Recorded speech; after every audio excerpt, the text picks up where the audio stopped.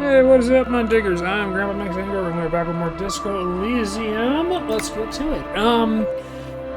We got a lot of reading to do. It is 10 o'clock. It is actually Monday, which means I need to check and see if there's any new games on sale. There's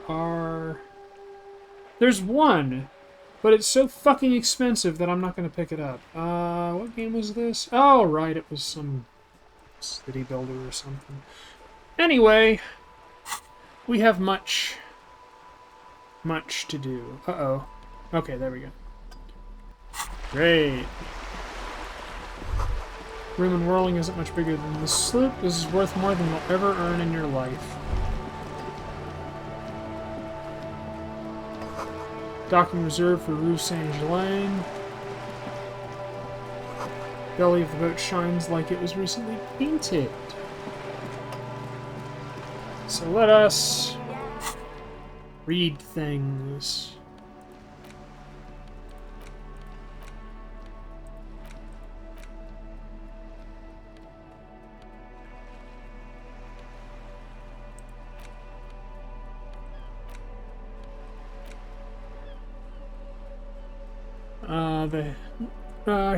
Him Dollar Man. Look at me when I'm talking to you. You're gonna be fucking annoying, so we're gonna deal with you. The streets will flow red once more. A great torrent rushing down Rue de Esperance. You wait and see. You seem pretty cool. Who are you? I'm Cindy the fucking Skull. What else do you want to know? Date of birth, blood type, the last time I was tested for Hep C. Don't use that tone with me. I am the law. Sod off, pig man. Art is above the law. She's grown frustrated with her work and welcomes the opportunity to challenge authority in other ways. A brush, an artist. The red splatter is urban expressionism. That isn't a fresh paint smell coming from the wall. She's using heavy fuel oil. Red-dyed heavy fuel oil is only used in government vehicles, or at least that's the idea. Cindy, I need some paint and your brush. What for? The apocalypse is coming. I need to warn people. What do you think I'm trying to paint here? A mural for a better tomorrow? Why do you really need it? I'm doing renovation. It's boring, but for art. It's for art, okay? Well, if it's for art, but what kind of art are we talking about?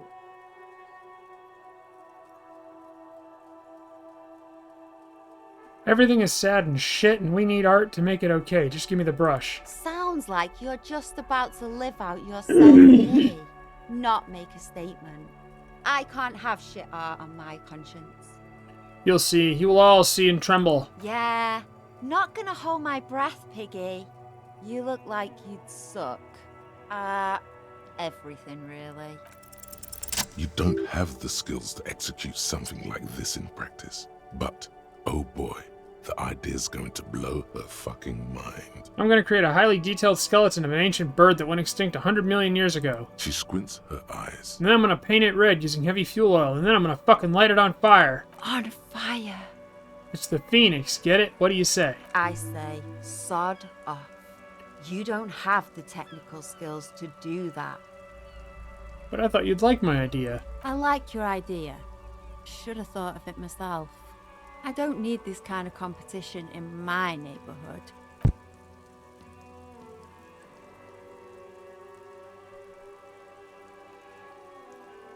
But Cindy, art is bigger than either of us. Then get your brush from fucking art. Oops, my apologies. I guess I was trying too hard. You're a police officer and a grown-up.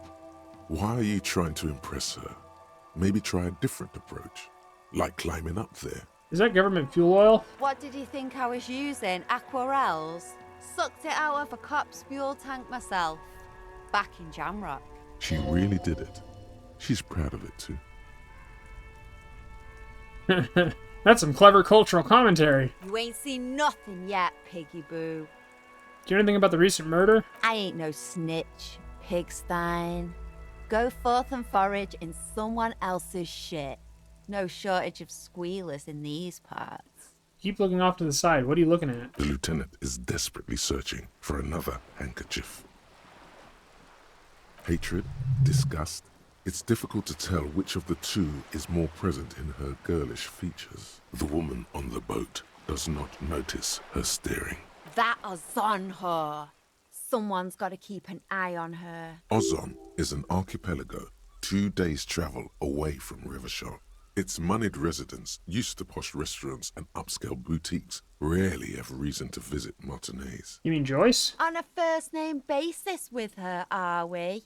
Piggy's moving up in the world. Hold on, what's Ozone? It's where they grow whores like that one over there. And their whoremen. Well, the negativity. Have you got a crush on her? Aching for an opportunity to defend her honour? What are you doing to the wall? Can't you tell? I'm painting a beautiful mural, an aereo graffitio visible from low orbit. I haven't really started it yet. I'm waiting for the right words. So you don't know what to write? Have you ever tried your hand at graffitio? When faced with a blank wall, most people write unimaginative stuff, like pigs go home and Mona was here. We rarely see pigs round here, though. Just union cards. And my name's not Mona, so... She wants it to be something true and total. Why are you so committed to defacing the building? This place is severely lacking in havoc. Not even the occasional trash can fire to break up the tedium. I thought I'd mix it up, you know. Summon the forces of crime and social chaos with a wall-sized invitation. I have an opinion on this. Yeah? I'm gonna have to stop you. This is hooliganism. What are you gonna do? Climb up here? I'm unstoppable. I don't condone the idea of using physical force on her. She's a girl. Watch your back, Ungulate. You've got eyes on you.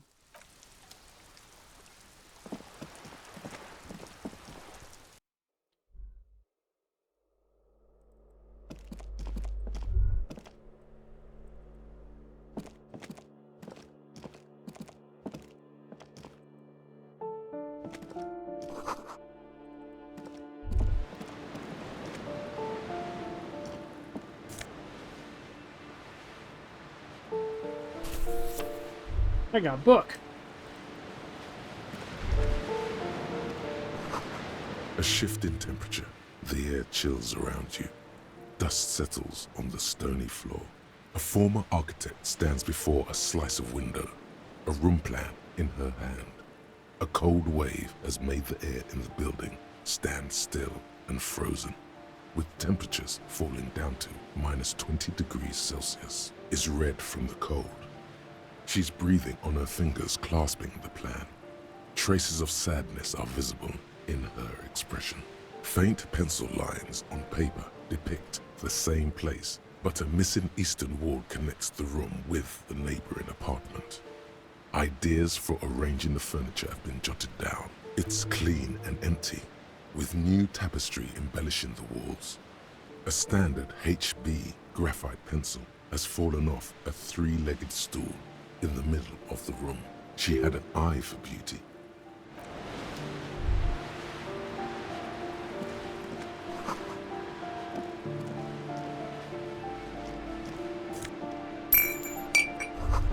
An old grocery list and What checks. happened here? You can't foreclose on an apartment with a hole in the wall. It will still be accessible through the apartment next to it. That one didn't have a door.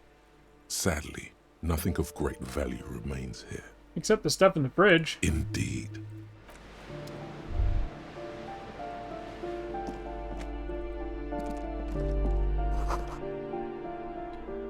A firing squad for the rich. Yep, it's always the rich. An 8.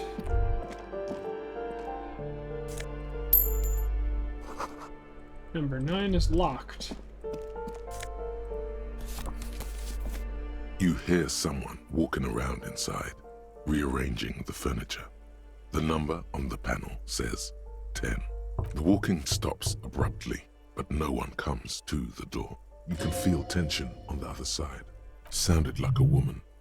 A woman's shoes. A poor communard, from the looks of it. The room is barely bigger than a closet. Do I have to open the door? Do you have a warrant?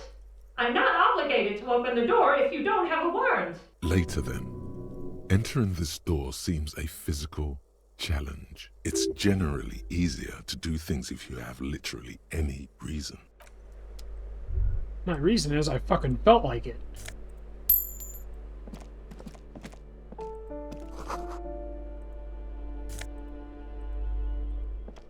This door has been closed with a padlock. It's a solid lump of metal, but the shackle is deeply corroded. A solid pair of chain cutters would make short work of it. Yes, get those cutters in there and snip away. This weak chain is no match for your might. The shackle snaps like a twig, and the lock falls to the floor with a little thud. It should be possible to enter now.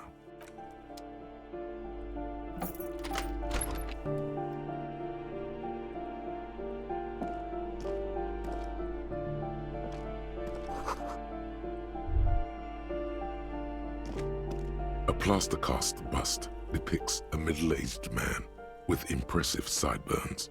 The name on the plinth reads, Kraz Mazov. Razmazov was a filthy homosexual. The bust doesn't reply. The hallway behind the door is empty. No one heard your words. A communard lives here. A poor communard, from the looks of it. What is a revolutionaries posing with guns? Revolutionaries love to pose with their guns. Books of critical theory on the monstrosities of capital and such.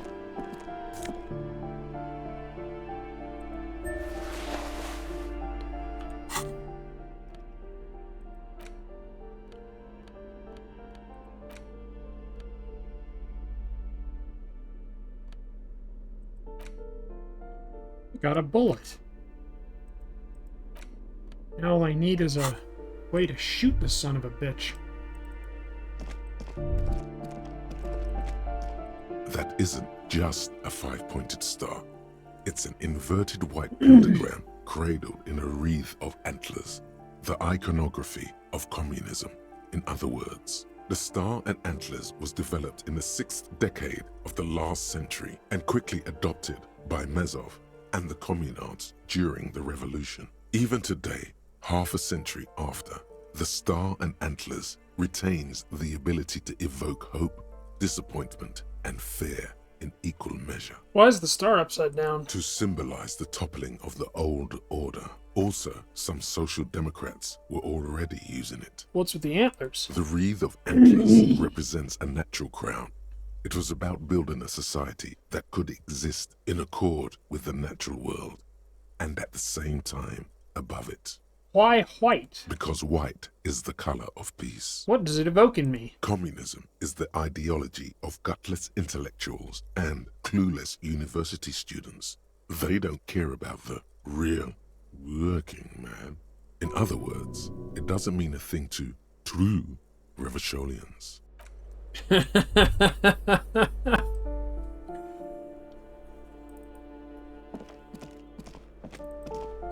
I love when he uses the weird pronunciations. Women, men of war. You don't like them.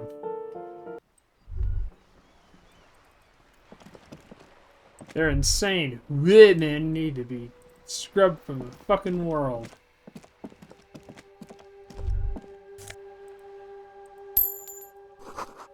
Above, tarps flap in the wind. Forgotten hammers and nails rust. This door is locked. You can't go in. The chair's new. Someone lives here.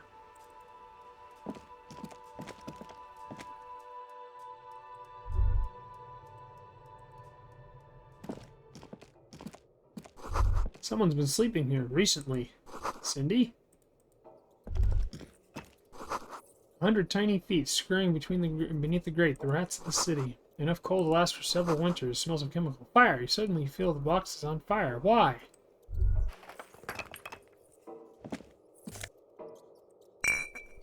Her Holoden. Fucking hell.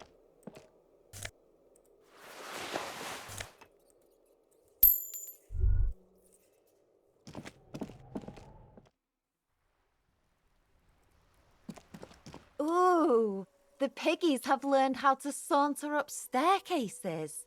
I didn't think you could do that with hooves. But here you are. We cops don't like closed doors or unreachable perches or people having high ground on us. Yeah, you got me now. The dynamic between us has completely changed. Is that bed in the coal room yours? Ooh, not only have you found my address, you've discovered my biggest secret. I'm a coal miner. She does have eyes that seem to be smeared with coal. Don't you have a real home? Does anyone in a city like this? If there's pain about any particular home she's lost, she's buried it deep, fortified herself against it. Cool, I have other questions. Shoot, Piggy. It's what you do, isn't it? I found some drugs in the coal room. Yours? They just might be. Rough stuff. If you take the ride, you'd be wise to buckle your little pig belly up. Her neurons must be on fire, the heat creating waves and ripples in all she sees. Above all, in her painting. I'm gonna have to take you in, kid, for possession of drugs. In which case, they're not mine. And I have several witnesses who will corroborate my statement. This battle is not going to be worth your while. Let little Miss Sass here be. I've got your corner. Hand over that brush. Ooh, police brutality. That's the good stuff. How come you're letting this baby rat run circles around you? End this now. Cindy, give me the goddamn brush. Fine, take it. I'm all out of fuel oil anyway. You know what you should be able to find in your government-issued vehicle? Red-dyed heavy fuel oil. Right on. No way I'm settling for paint, even if children are painting with fuel oil. That beautiful wall deserves nothing less. We're doing a paint. We'll get to those books. Don't you fucking worry. We're getting everything done we can before we wake Kim up. The last thing we want to do is burden the boy with things he doesn't need to worry about.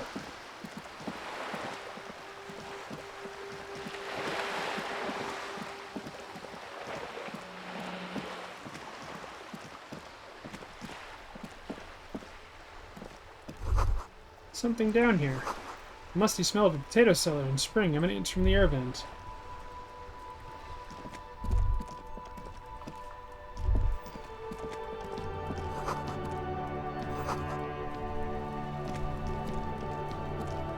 Oh, Kim's car isn't here. Well, we'll get it some other time then. Oh wait, we can talk to the pail driver.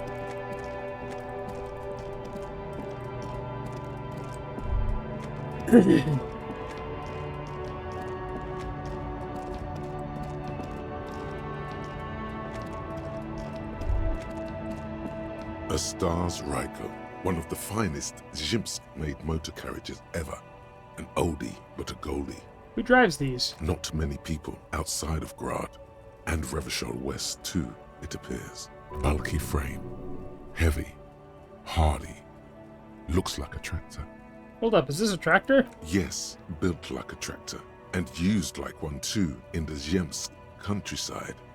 Take note of the 8-antler emblem, the symbol of the Stars Ryko, proudly born to honor its humble roots. What a beautiful motor carriage. I want to know more. Glad to share. The value of the motor carriage has been seriously diminished by its color. All Stars Rykos are baby blue by default. The paint would be considered unforgivable to collectors. Zephyr blue was also the color Sigismund the Great used for his banners. Strange. This is really all you know about the Stars Ryko and ancient Zhimsk rulers. A Stars Ryko, one of the fine. That's cool, but I have police things to do.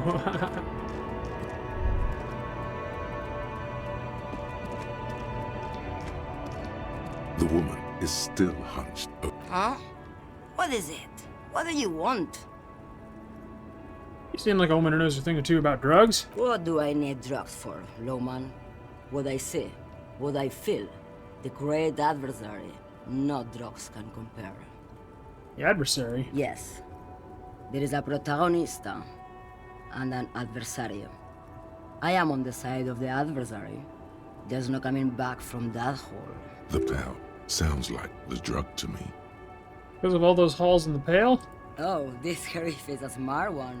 She doesn't actually think you're that smart. Maybe if she thought you're corrupt. I wanted to ask if you'd be interested in smuggling some drugs. Why would I want to do that?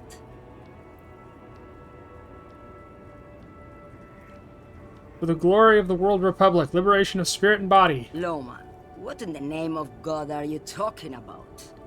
Okay, let me put it another way. Are you smuggling drugs through Terminal B? Maybe. Probably not. Makes no difference to me either way. You said earlier you don't know what cargo you're hauling. Could it be drugs? Just this month, I made half a dozen trips from Saramiris to Grad, on the U41A. What do you think they take from Saramiris to Grad, Loman? Drugs? No, Loman, diamonds. Damn this. Make her answer.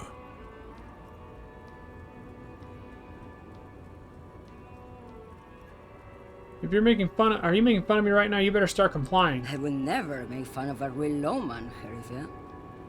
I didn't ask you about diamonds, did I? I don't care about that. Diamonds are good for you, Loman. You should try them sometime. Make yourself pretty like Eva de Zoras. If you had to guess, who do you think is smuggling drugs around here? Easy. He's the skinny man who thinks he's a poet. Never trust a poet. Also, he's the only one I can see from here. That's correct. There is no visibility of any of the others. Okay, if you're not involved in drug trafficking, why are you still waiting here? Where do you want me to go? This isn't so bad. I can listen to music, or the seagulls. Look at all the colors and the futures of this world. It's a good palate cleanser, this jamboree. Or I can just relax and let my mind carry me back very well to the Great Plains. I think I know what's going on with you. And what is that? You're a pail driver. You transport goods through the pail. Oh meu Deus. The Loman solved the case. And here I was, thinking you were an idiot. So, are you? An idiot, I mean? Republica. A filterless cigarette from Misk.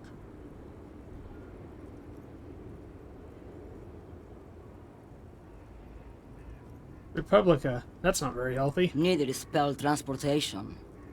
Life is transitory. I blacked out after a night. Let's see. I blacked out from sheer heartbreak and lost all memory of the world. Like Gabriel Buenguerro in Segúreme, Paraíso. You're the opposite of me, then. I remember everything, even the things I never knew. The smell of liquor on Gabriel's lips after the shoot. In the motor park. The roses on the day of Franco Negro's coronation. On the grand stairs of Ryle. The smoke from the fowling piece when Dolores Day was shot. The look on her face, like an orgasm. The wound in her chest. My hand in my father's hand. Except I never had a father. And I never shot her innocent Dolores Day. Over radiation? Heroic doses, Sheriff. Heroic. Isn't that dangerous? Thought insertion? Dithering? The Grad Catalan Magistral? It's more than dangerous. It's sad. But at first I had to make a living. Now, when you've seen it all go away like that, rolling off like the sea, and then come back to this, what are we doing here? For thousands of years, Gabriel. It doesn't have to be like this. We can just give up. We can just become a vapor.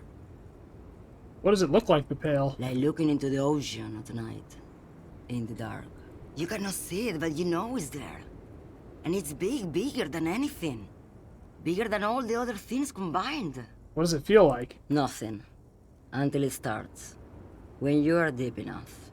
Then, for me, it's like autumn. Dark, gray, and orange. The orange of street lights and the color of streets in the electric light. It smells like autumn too. It smells terrible. Nostalgia. Cooped up in the cabin, shaking. Terrible nostalgia. For yourself. For humans. It's too much to bear. She loves it. How do you pass through it? In the belly of an airship, behind the stair windows. So you don't look straight into it. It's not advised to look into it. Not on this lorry, then? No, the same one, a roller. They all are nowadays. Special wheels for connecting to the floor of the hold. The wheels all small and round, multi-axle trailers. You said we can just become Vapor? Yes. No elaboration. I feel like I already have what you have in some way. They say there is a point. One that I have not crossed. In the Pale, super deep. If you stray too far, of course, on the U41A, or in Lomonosov's land, where every step you take is one step further from home, no matter the direction. It's a point you cannot come back from. Your mind becomes so radiant with the past, there is a flip. Instead of writing, it erases memory, nearing some kind of indescribable finale. Maybe you've been down the motorway south? Motorway South. It's a story as lone horsemen tell. Lone horsemen, Sheriff, not Pale drivers. Way beyond the established Pale that's lit by radio frequencies, where it goes silent and dark, and the process begins, erasure, kilometer by kilometer, in any direction. The motorway south is a road you cannot come back from. What's at the end of Motorway South? No one knows what's at the end. I've only glimpsed the beginning. I've only felt it in the distance, when I was a child. A child rowing on the lake. Ma'am? Josiane. There is nothing more to do now. She's far away. She is receding in the clutches of some indescribable scattered emotion. A child descending. Motorway South. I need to look this one up. Ah, there we go.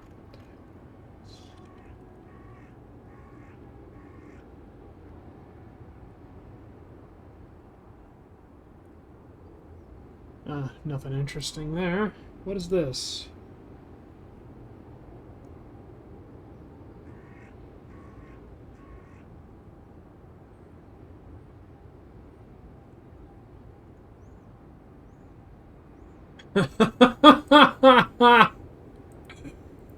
Oh.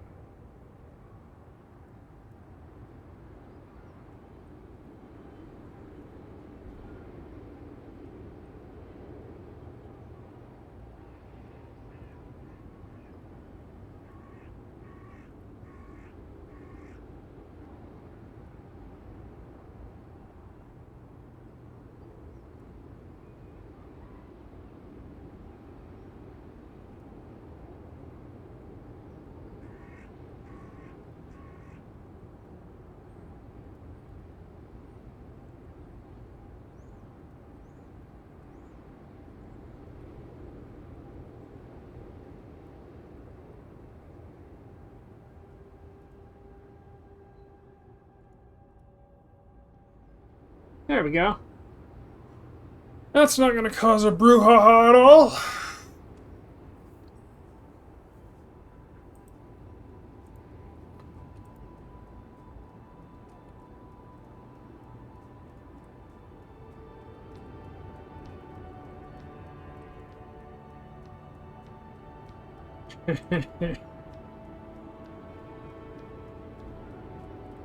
I'm probably going to have to check Discord a few different times.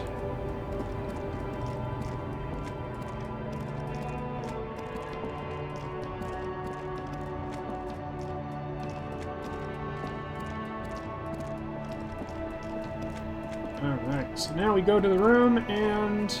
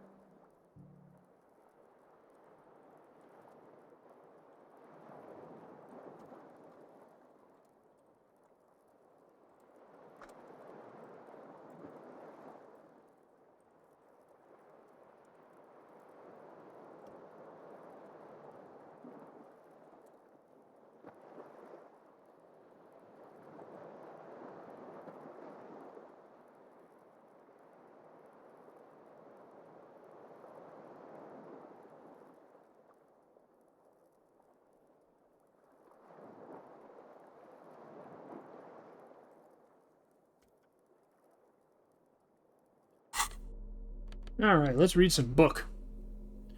On the frontispiece is an anatomically unrealistic muscle man reaching out in a mountain stream, yearning to touch his glimmering mirror image. His eyes are full of childlike wonder. On the blood-soaked snow right next to him lie two giants lie under.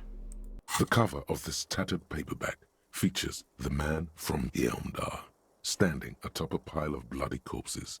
His two Zweihanders are crossed over his massive chest in a dramatic X, their blades dripping with gore. Hell yeah. Behind him rise the harsh, snow-capped peaks of his native Northlands. In bold red letters, the title, Heomdaller Man, the man from Heomdal, unfurls like a banner. In the foreground, a nearly nude woman lies spread in supplication, her privates strategically covered by her flowing black hair. These images speak to something burbling deep within you.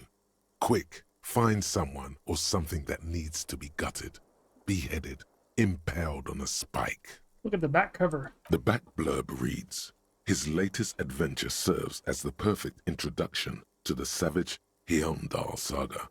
Meet man from Heomdal, his faithful blood brother, Tyribald, the noble Lord Hrothgar, and some of their most fearsome foes yet, for the Northlands, for Heomdal.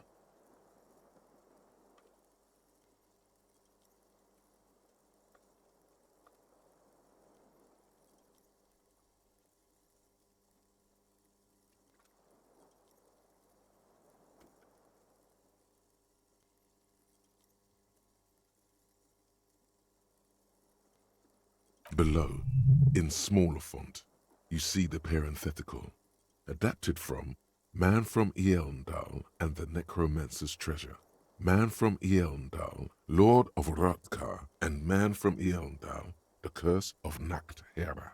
A brazen attempt to bilk fans for more money by splicing together old stories under a new title.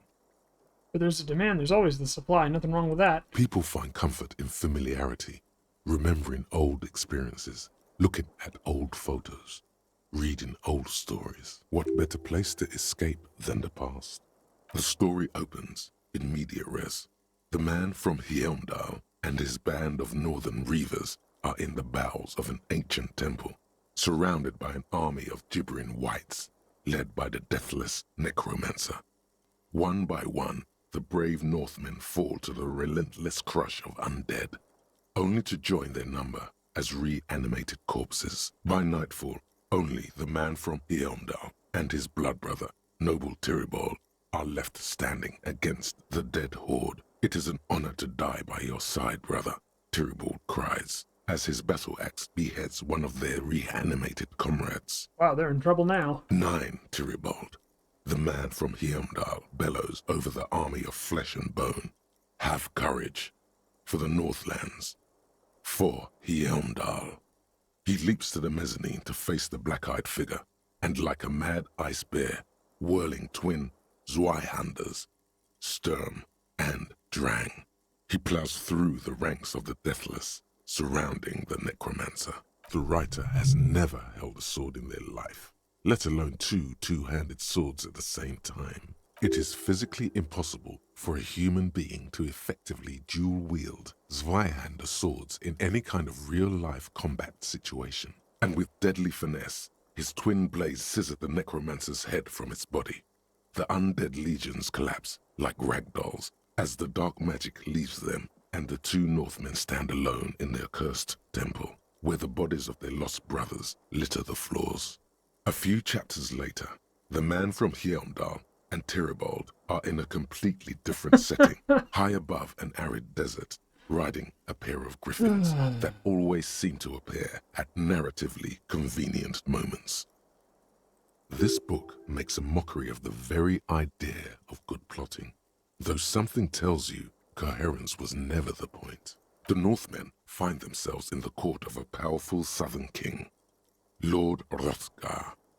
The old king beseeches the man from Heimdall to rid his kingdom of the Nachtherra, a subterranean clan of blind wizards who traded their souls for demonic powers.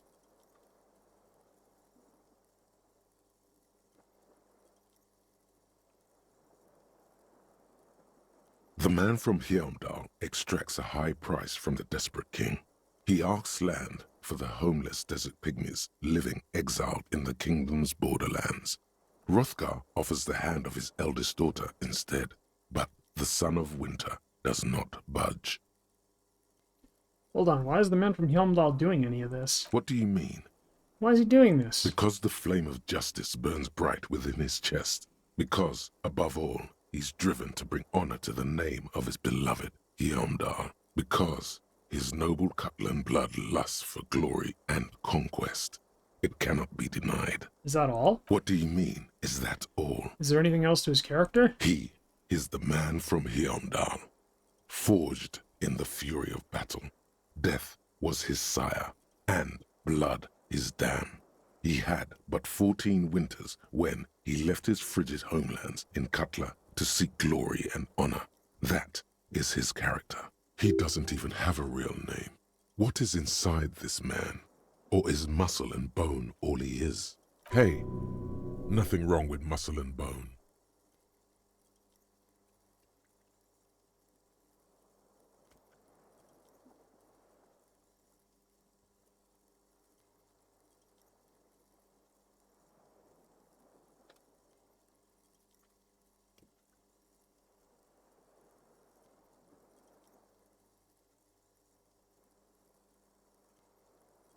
The point is, why should you care about this character?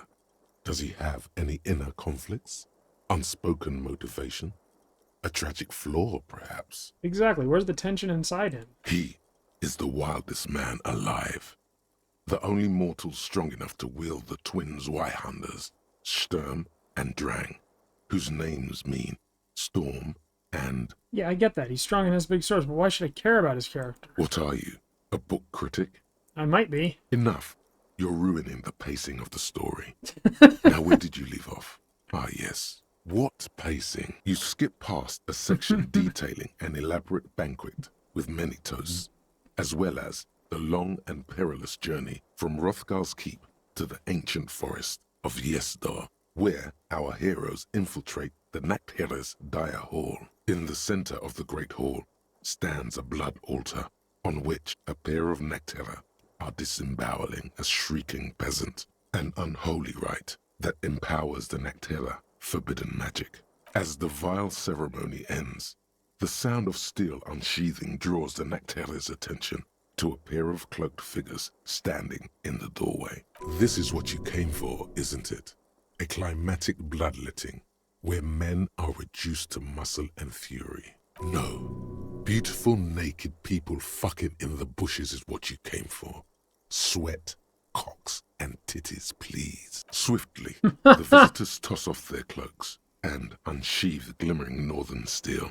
It's the man from Heimdall and his valiant blood brother, Tyribald. Well, yeah, who else would it be? In an instant, the Nacthedda summon a horde of gibbering orcanoids who rush our heroes. The hall fills with the clang of blades and the screams of the dying as the floor goes slick with steaming orcanoid viscera. Oh, for fuck's sake. When the din of battle Oh, for settles, fuck's sake. only the man from Heimdall and Tyribald remain standing.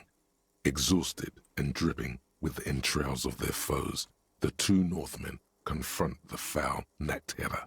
The man from Heimdall's soda-like blue eyes fill with indescribable fury.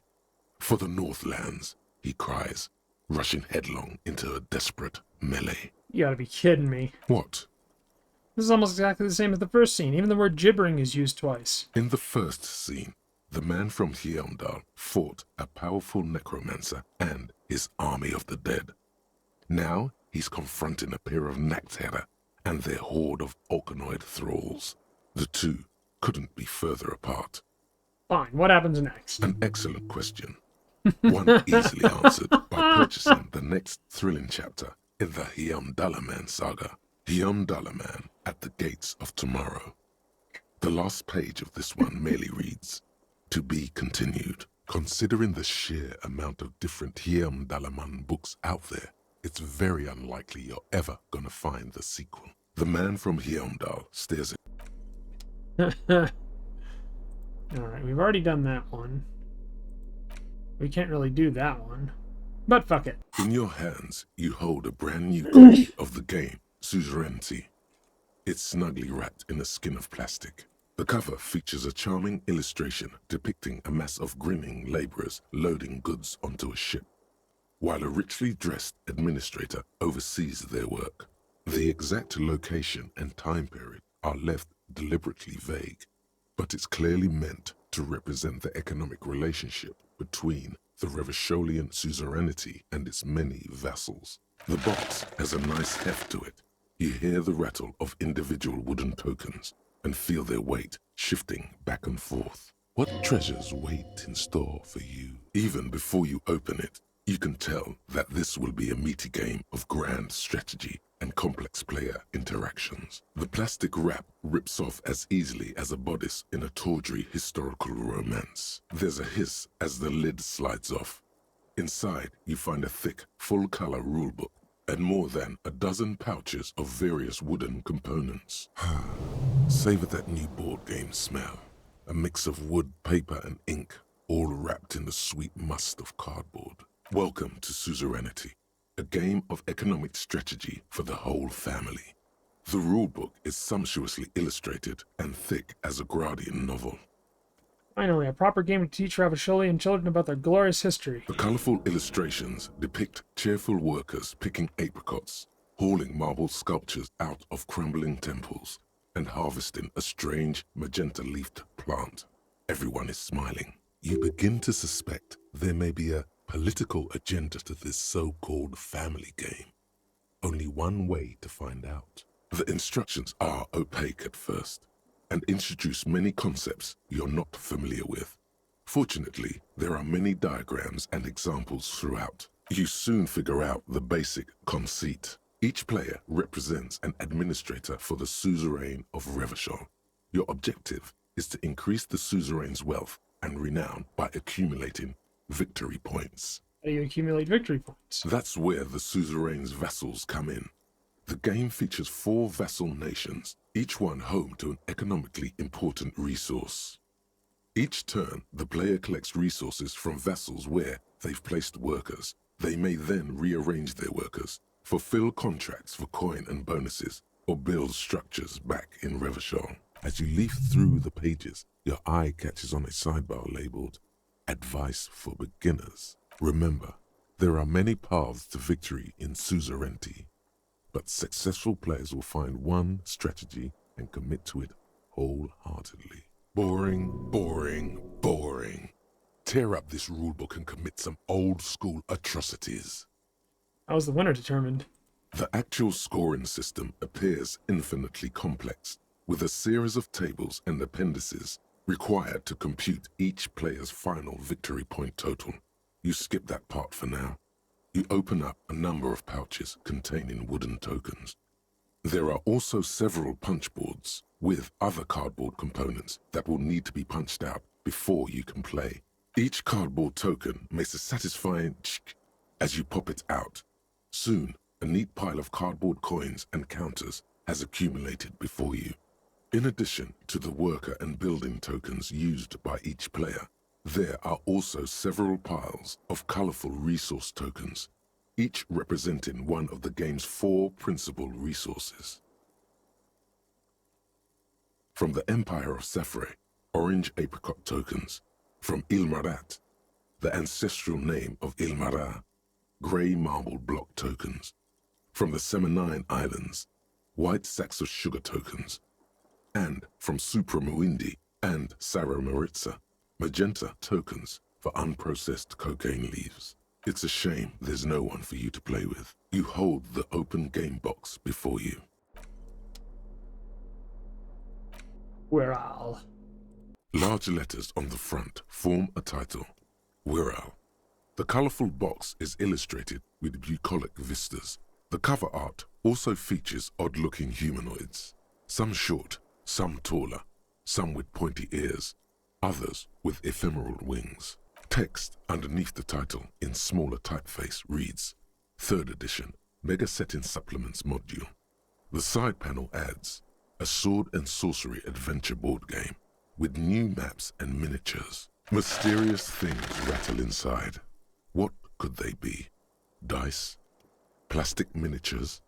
A fantastical alternate world full of magic and wonder? None of that witless man from Heimdall fascist dross, hidden behind faux realistic allegory.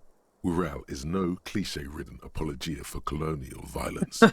Wirral is pure imagination. It's not. It's for pansies. The man from Heimdall is way more awesome.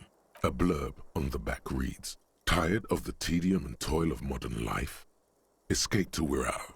Leave behind Isolas and nations with their petty squabbles. Discard electricity, magnets, and boring technological widgets. Succumb to a world of high pasternal fantastique. Unleash your imagination and create an adventure of endless possibilities. Discover the terrible secret threatening Wirral. Can your band of adventurers save the world? Yes, we're ready to take on this challenge. Exactly. That's the spirit. All you have to do is read an intricate rulebook, study an assortment of maps, unfold the illustrated game board, and start rolling dice. In no time, you could be romping through grasslands with low-level characters, hunted by Iskala riders, or battling unspeakable monsters in endless dungeons fraught with danger and despair, conjuring up forceful magics to aid your quest. Don't forget heated arguments escalating to physical confrontation with your friends. And beer. Lots of beer. And most importantly, never forget to rage quit if the dice don't go your way. You pry open the box. Inside you find a folded up map, a small booklet, a 24-sided die, and a little plastic figurine. A reprint of a crude hand-drawn map. The top left corner reads, Lands of Wirral. The map features both small villages and mid-sized towns with odd names, in addition to meadows, forests, hills, lakes, and seas, also with odd names. It doesn't seem to correspond with anything you've seen thus far. It's not a very helpful map. A quick guide to the magical races of Wirral. Create your own hero, choosing from any of these completely unique and fantastical backgrounds. The options are in order of importance. The Welkin, the Tueog, the humans, the fairy folk, and the pygmies. The Welkin, tall, lithe, and graceful, with long flowing hair and pointy ears. They're known for being powerful magic users, but can also hold their own in a brawn-driven fight. The Welkin come with a variety of exciting sub-races. High Welkin, Forest Welkin, Lake Welkin, and Snow Welkin. But if you're not feeling experimental, a basic welkin will always do. A grand race of industrious mountain people. They're short, stout, and muscular, and enjoy digging for gold and other precious minerals. They're also well versed in the art of combat, where they prefer to use axes and hammers. Never heard of a race like that. The Tweog also come in a few different sub-races. Hill Tweog, Shield Tweog, and Dark Tweog. They're just humans. What else is there to tell? They're average in all stats, and jacks of all trades. A very small race of flying people, known for being mischievous, full of trickery. They often lure people into their magical traps. There are no sub-races for the fairies. The least popular of the Wirral races, the Pygmies, are short, rotund, and dim-witted. Pygmies live in small villages made of shoddy wooden dwellings. They spend most of their days tilling the earth and smoking their pipes. There are no sub-races for the Pygmies. Damn, these guys hated the fucking hobbits. It's made from some sort of wood and has been decorated with peculiar plant motifs. You don't know much about dice, but this one looks pretty damn fancy. You place the die into your pocket. It's always good to have luck on your side. You see a man in ragged clothes wearing a lopsided hat and wielding some sort of a firearm. A leftist revolutionary, a communard. He looks lost, a stranger in a strange land. Most likely, he was just stuck in the wrong box on accident. You pick the figurine up by the base to meet your gaze. The little plastic man stares back at you, his face contorted into a disturbing shout. Then you pocket it. A colorful box. Wow, you work hard. I do? Oh, yes. You hustle. You're a provider. It's tough out there, but you keep it real and provide. I guess I do. Oh, yeah. Like a horse, a workhorse, for hard work. What do I do exactly? Look at yourself. You're a human pedometer.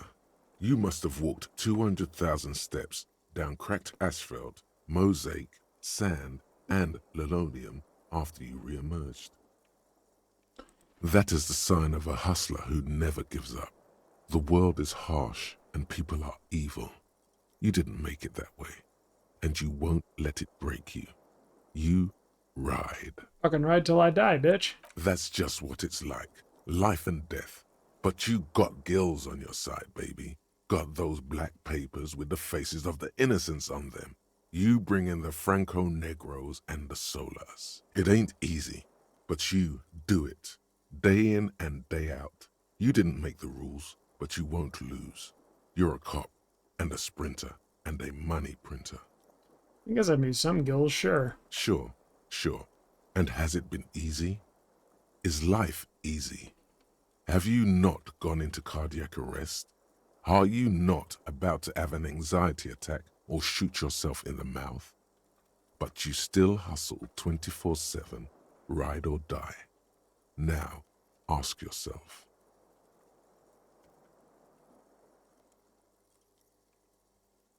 Are you rich? Yes, quite. Get out of here. You're a pauper. You work harder than anyone. Almost rode yourself to the grave, and you're still practically a hobo. Why is that? There's a market for corrupt cops out there, but the immigrant cops have price dumped it. Look, the immigrants are cool. The immigrants play cool music. Everyone likes them, especially the women. Don't hate on the immigrants. They've got nothing to do with you living under a boat. The system is broken. Boo-hoo. The system is broken. The establishment is keeping me down. That's not the fuck yeah attitude you're used to. What is this? Why are you so poor? It's because of that Gart guy riding my ass. The Gart man has set himself up one of those self-replicating money structures. You should learn from it. Don't play the victim. Think hustler.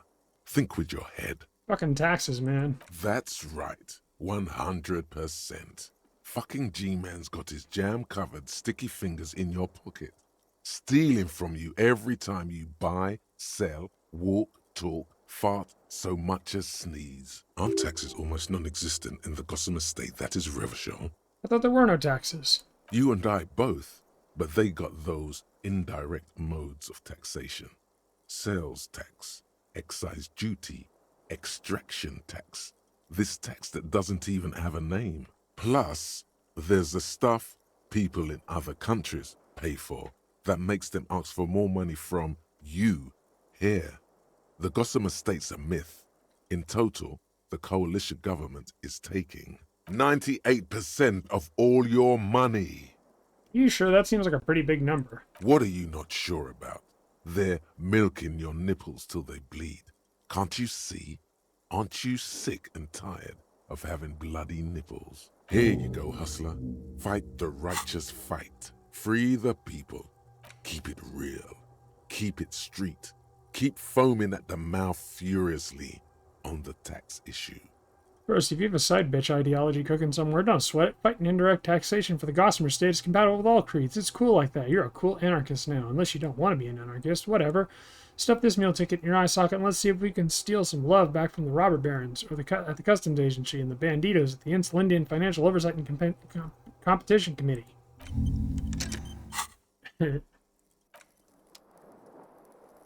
Now let's go see Nea and get a die. Another die. Many die.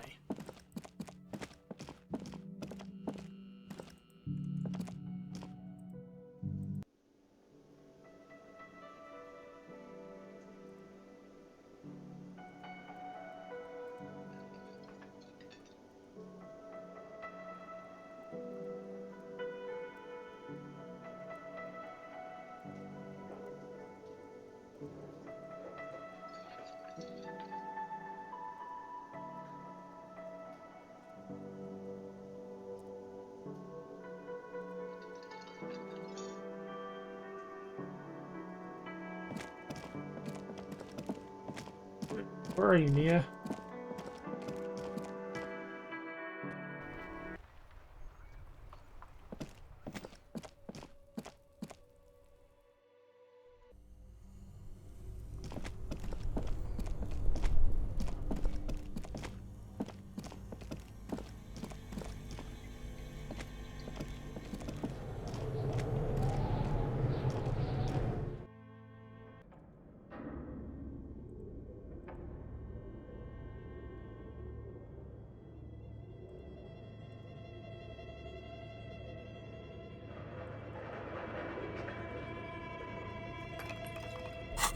Really gonna make me? Alright.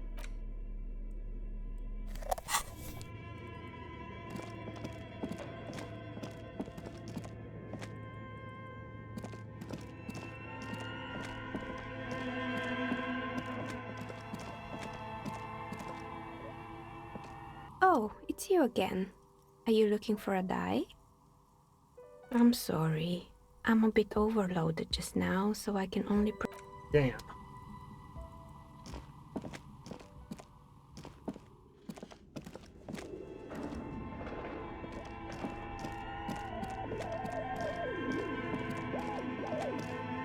Well, it was worth a try.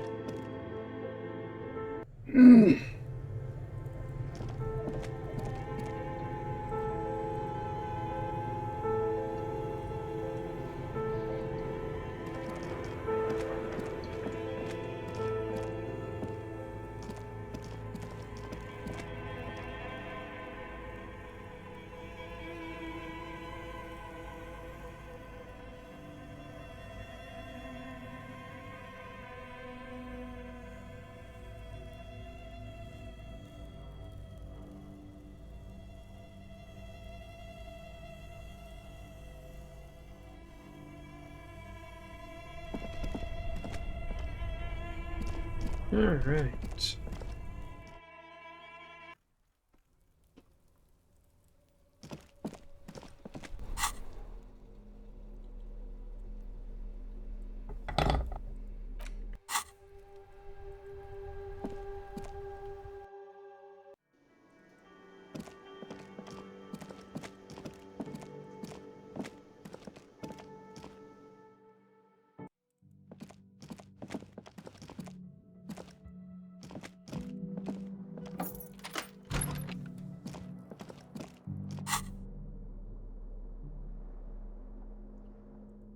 The Greatest Innocence. The Greatest Innocence by João Paulo Salomão Lopes de Fuego. The book is large and heavy. Browsing through the various chapters, you try your best to understand the ceaseless overflow, the sprawl of names, dates, places, events historical. Most of it ends up as a twisted mass of facts inside your brain. You can do it. It'll be worth it. There's something here. Your educational survey is done. Did you catch any of that? No. Oh well, it's pop quiz time. Let's see what you've learned. This might take a few minutes. You ready? That's the spirit. Here we go. Question 1. Who was the first innocence? Oh yeah, this is what I was made for. Give me all the hints you got. A pop quiz is a short examination designed to test your knowledge without any prior warning or announcement. Such exams allow the teacher to assess how thoroughly the students have retained the material at hand. Voila. Now blast that first innocence. Thanks for nothing. Dolores Day. Dolores. The Paracarnassian? Correct. Nothing much is known about him. It's not even clear that he was a he, but Franco Negro presumed as such and called him Pius.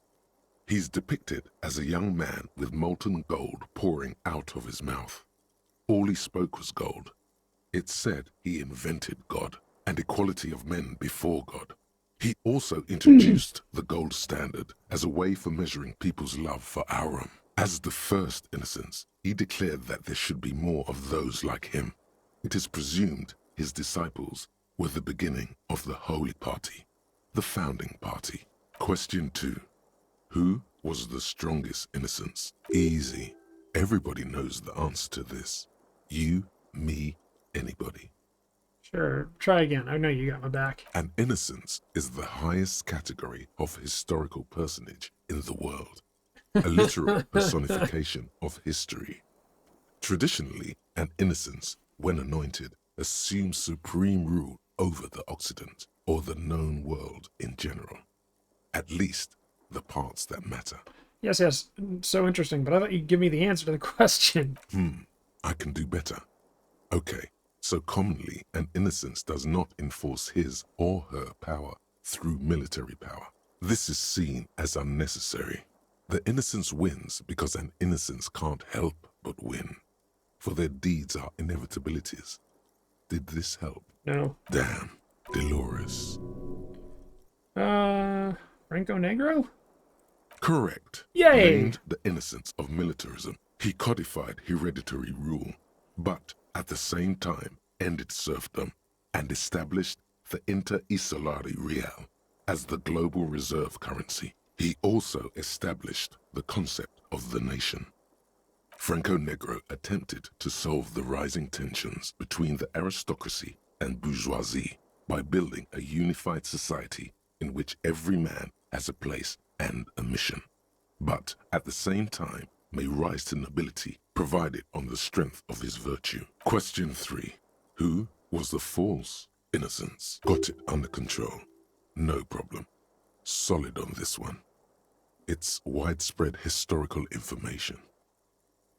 You're gonna be helpful this time. I could use a hint. Yes, there exists a group called the Founding Party, known as the Holy Party, during the time of the Paracarnassian. This, the world's oldest international organization, spends its time in search of either the re-emergence of the innocents or new members. There seems to be a mix-up with the sources. It's not my fault. At least it clearly wasn't Dolores Day. She wouldn't be false. She's beautiful. Stepan the Despicable? Incorrect. Stepan the Despicable, regent of Kedra, was a ruler who conquered the known world during the Kedriatic conquest, instead of the despotic Erno Pasternak. Would you try again? Correct. There have been a number of counter or false innocences, some assumed to have innocentic qualities, some who just thought so themselves. Occasionally, they have the support of a faction inside the ecclesiastic organization, and accusations of foul play have arisen. Damn. A whole bunch of games are on sale this week. The most famous and important of these was Ernest Pasternak. He was into torture, despotism, hymns, cannons, and world conquest, but got defeated and humiliated by Stepan the Despicable of Kedra. Final stretch. You've come so far and learned so much. This is the most important one. Question 4. Who was the greatest innocence? The most important of them all. The most precious to humankind. I've got it. Honest. Okay, are you sure this time? I'll bite. Hint me. Of course, this is my thing. The reason I exist in this world. The correct answer is Franco Negro. You're absolutely certain of this? 0 doubts. While it was actually her. Dolores Day. Correct. The Mesk might see Franco Negro as the father of nations, but as of this century, there's been a great shift in attitude. Dolores Day has become widely regarded as the greatest innocence. A most radical change to the whole fabric of the world. Everything from inter-esolary travel to the connected world to 3 consecutive scientific revolutions can be traced back to her. Every decade that passes, she seems less human somehow, and more beautiful. And more beautiful. Congratulations on finishing the test. The results and your subsequent grade have been calculated. You get a B. Good enough. Everyone misses a few from time to time. You would have done better if you just dialed the Dolores Day down a bit. Good enough. Take that, you book. You are really just talking to yourself. It is quite silly. Man, something's weird about this book. You should do something fun instead. Rock out. Forget about it. Already have. Map of Martinez. The worn map features the patchwork grid of the streets of Martinez, with directions to appropriately touristy locations. Year 48 resides on the upper right corner. Trace a path through the grid. Your finger moves through the various streets, across Rue de Saint-Ghislain and Rue Saint-Sipar, over Saint-Brun and Martinez North. Hang on, Joe said he's on a number. Oh, Christ.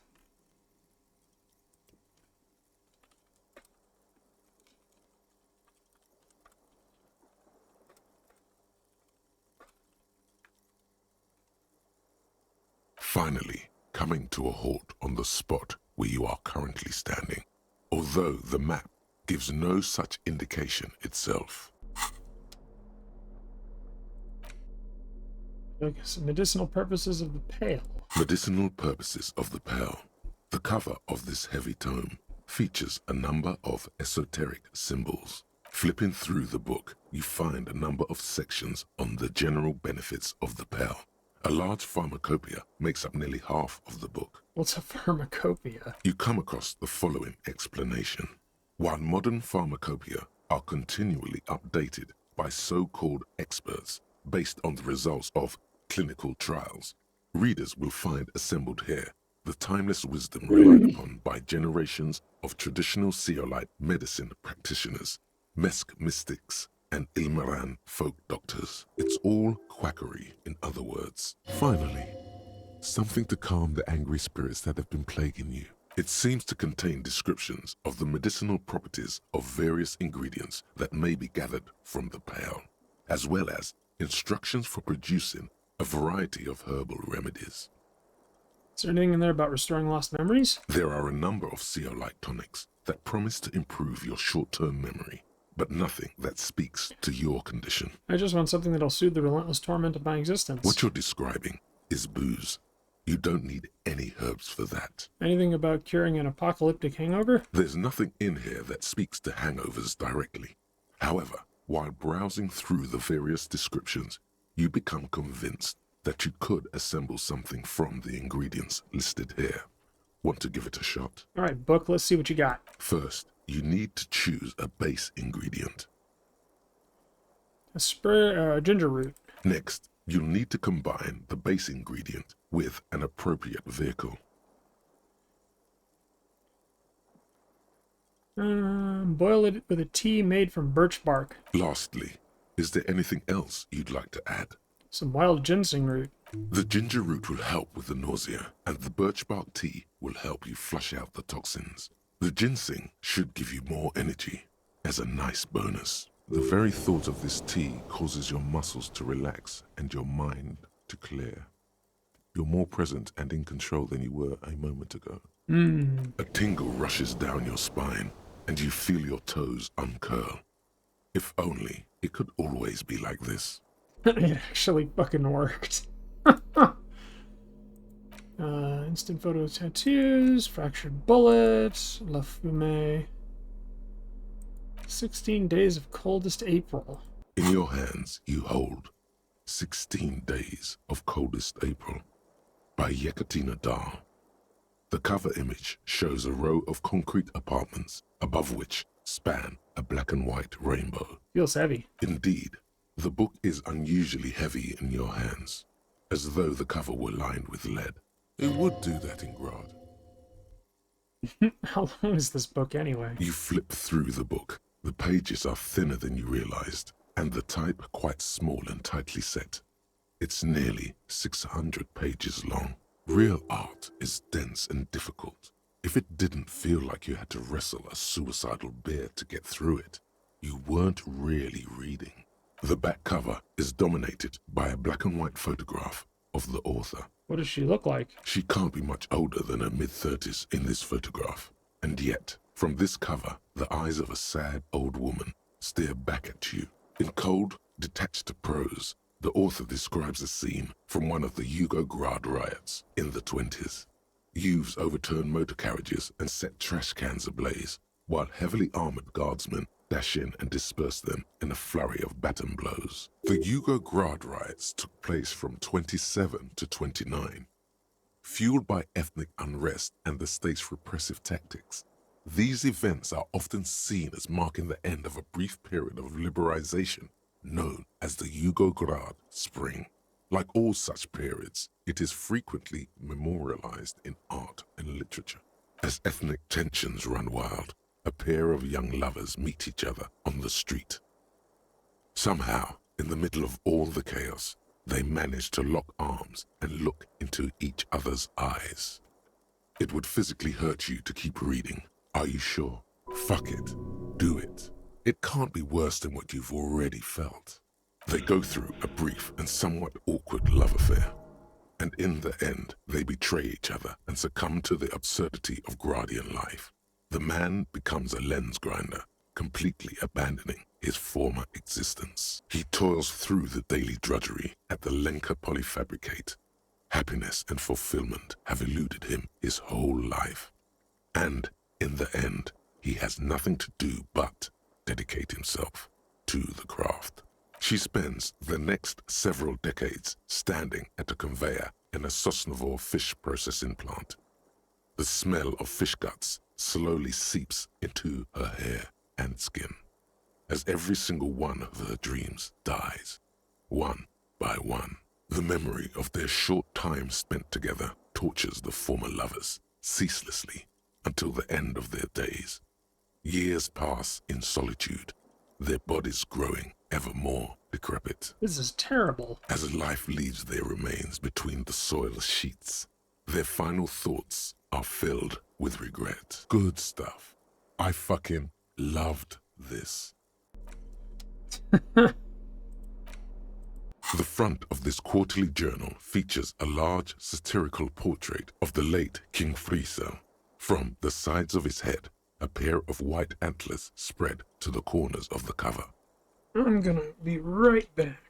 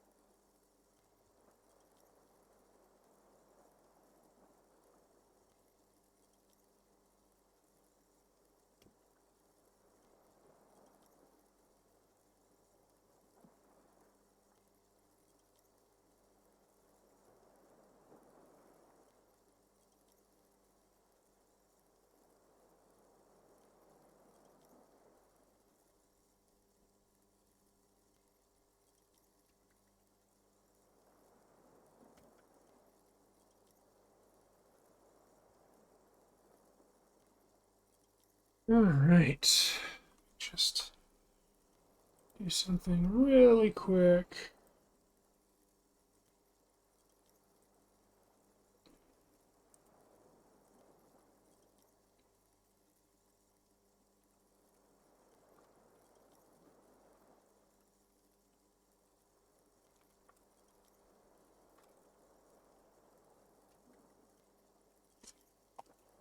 Fucking thing. Give me that.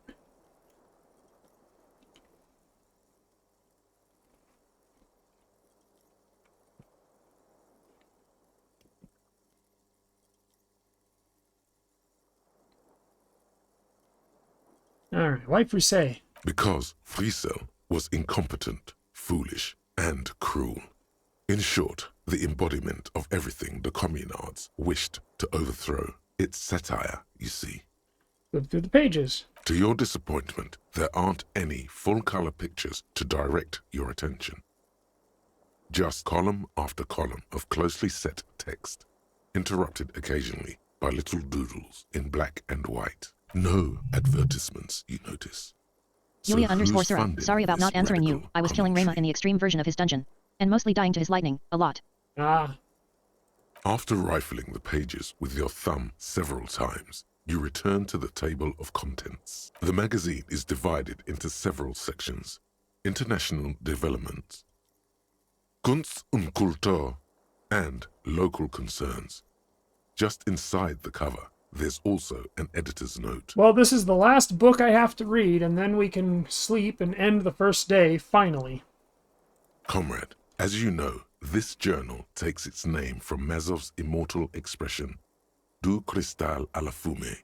This was his way of describing the way the rigid, crystalline structures of capitalist ideology turned to smoke under communism. Yulia _ Sura. All of this is day 1. Yep. It's because time freezes at 2 o'clock. And I still didn't get everything done because I waited too long on a couple of things, but it should be okay. But, like the structures of capitalist ideology, we too are at risk of going à la fumée. Unlike many publications which are content to spoon-feed their readers reassuring drivel, La Fumée is committed to telling the radical truth, even when that truth may drive away potential subscribers. Only 4 issues in, and it sounds like they've already alienated their readership. Perhaps they've overestimated the market demand for this kind of commentary. So please, if you value our radical Mazovian perspective on contemporary politics, culture, and international affairs, please consider subscribing today. Yours in struggle, the editors. You flip back to the front of the magazine. The table of contents unfolds before you. International developments. This section includes a long, tedious critique of the latest round of free trade negotiations between the EPIS nations and the Free State of Semenine. You also skip over an article about heavy fuel oil smuggling along the Messina border, something about bear wrestling in Samara, book riots in Yugograd. Whoa, whoa, whoa. Bear wrestling. Flip back to that. Alright, let's see what bear wrestling is about. It seems to be part of a new public fitness initiative in the People's Republic of Samara, SRV, devised and promoted by none other than President Kanajinsky himself. According to this extremely credulous account, Uncle Sport, as he's affectionately known to his people, has recently decreed bear wrestling the national sport of the SRV. Tell me more about this Uncle Sport. Based on the description in this article, he appears to be an extremely competent and democratically elected president. Sapormat Sport Kanajinsky is well into his 3rd decade as president of the SRV. Outside Samara, he's known for 3 things: brutal repression of internal dissent, monumental corruption, and a near pathological obsession with physical fitness. Don't forget the moustache, right?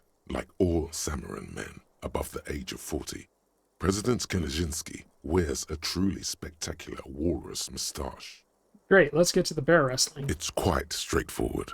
A standard match features one man or in some cases woman, against one bear. 2 competitors, 1 ring, 5 rounds, or until incapacitation. According to the SRV's Ministry of Information, the program has been a tremendous success. Public support stands at 87%, and youth obesity and alcoholism rates are down 12% and 7% respectively. This is the SRV we're talking about. If you think those are the real numbers, there's probably a guy who wants to sell you a bridge in La Chute. Not sure I trust these numbers. What are you, a statistician? Did the moral intern send you on a fact-finding mission? This is the SRV party line, comrade. Always good to catch up on foreign affairs. You flip back to the front of the magazine. The table of contents unfolds before you. What is Kunst und Kultur? It takes a moment, but gradually it dawns on you that Kunst und Kultur must mean arts and culture. Why they decided to title this one section in Volda is beyond you. Obviously, because it's cool to drop random phrases in foreign languages. It evokes a sense of recognition and fellowship among those privileged enough to understand.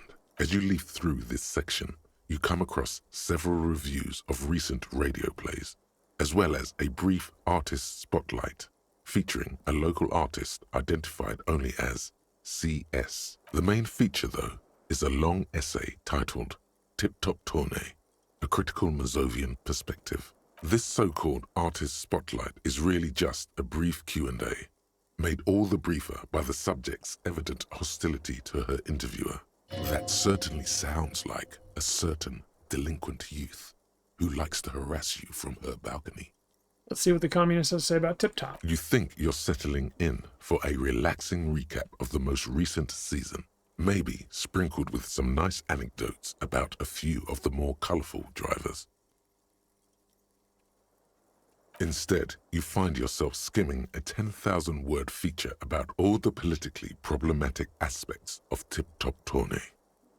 Wait, what's wrong with Tip Top? Where to even start? For one, there's the crass commercialism of its sponsorships, and then there's the practically criminal emphasis on deadly motor crashes. Hang on. There's like 3 different fucking games that 4 different fucking games that I really want to share on my timeline that are on sale. Endless Replayability Fest. I'm actually going to post this in my Discord. Oh, son of a bitch. No. Store.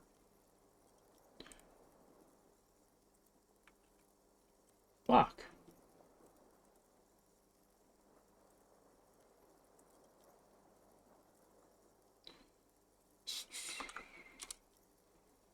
There's that.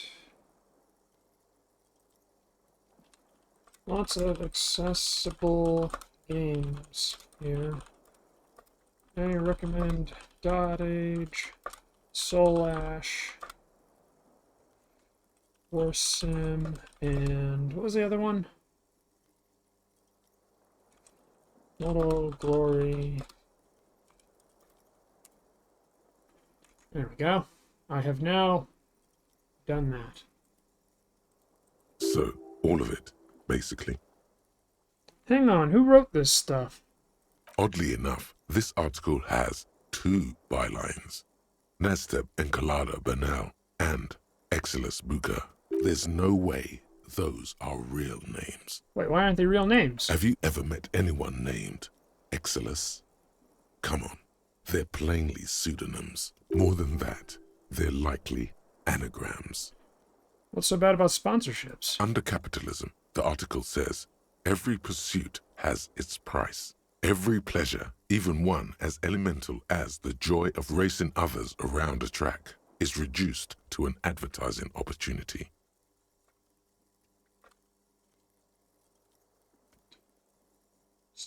Here.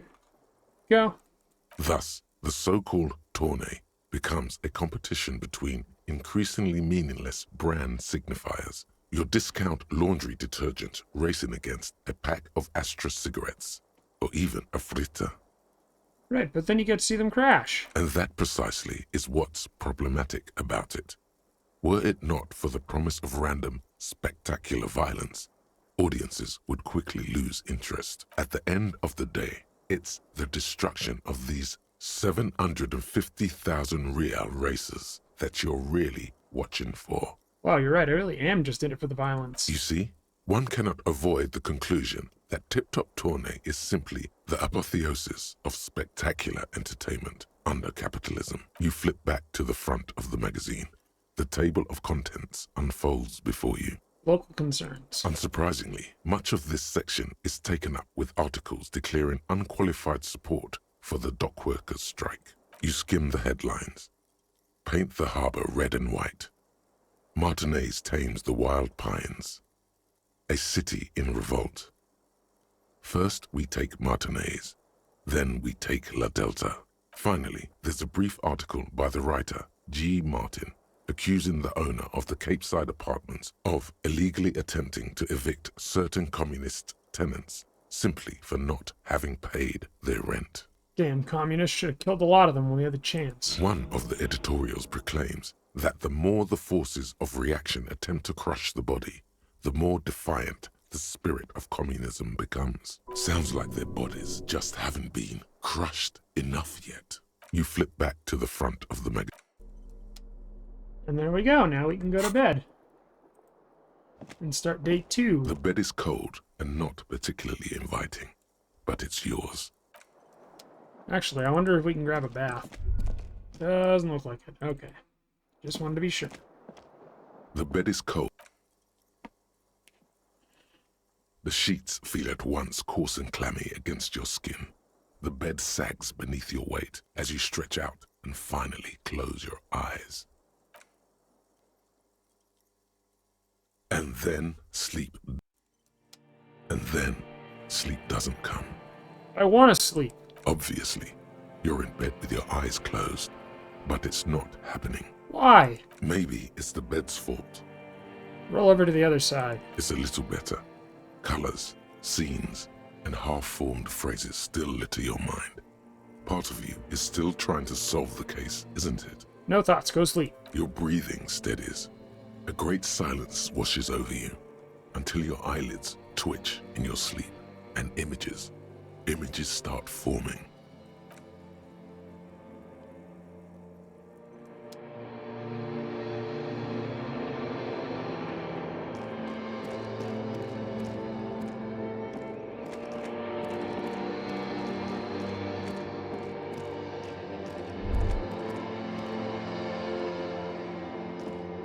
Do you remember the scent of your childhood?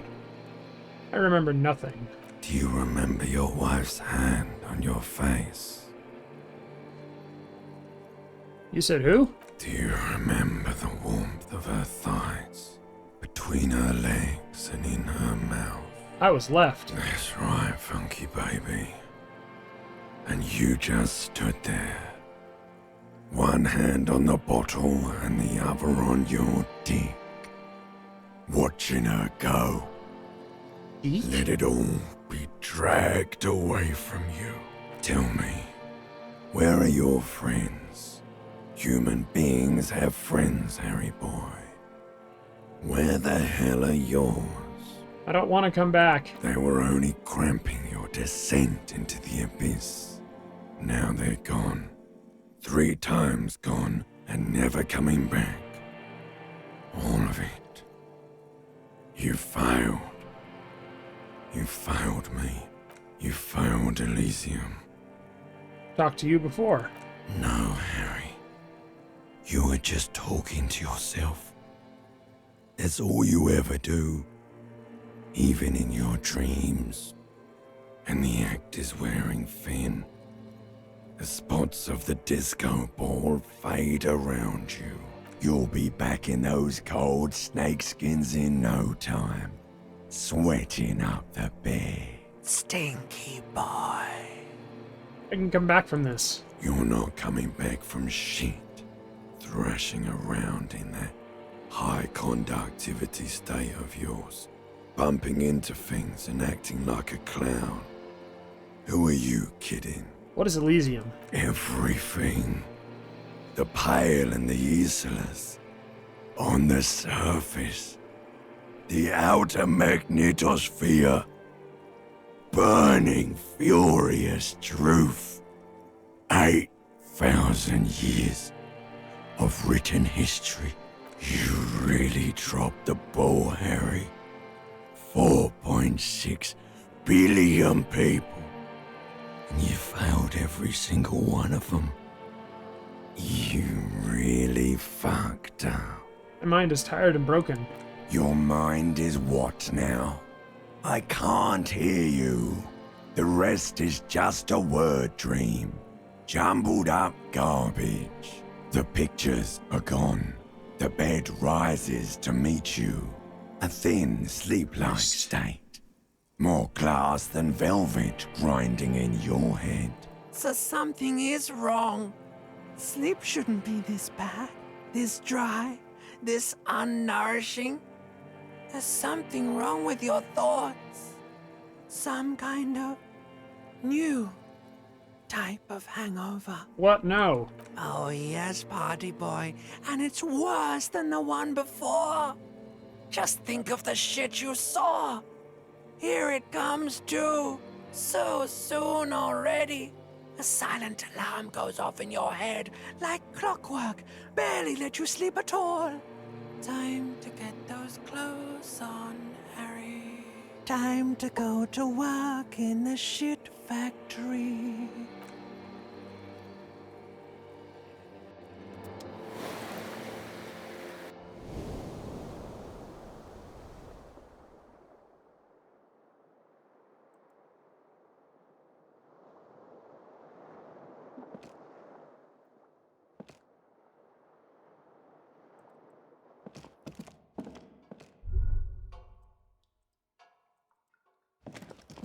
All right.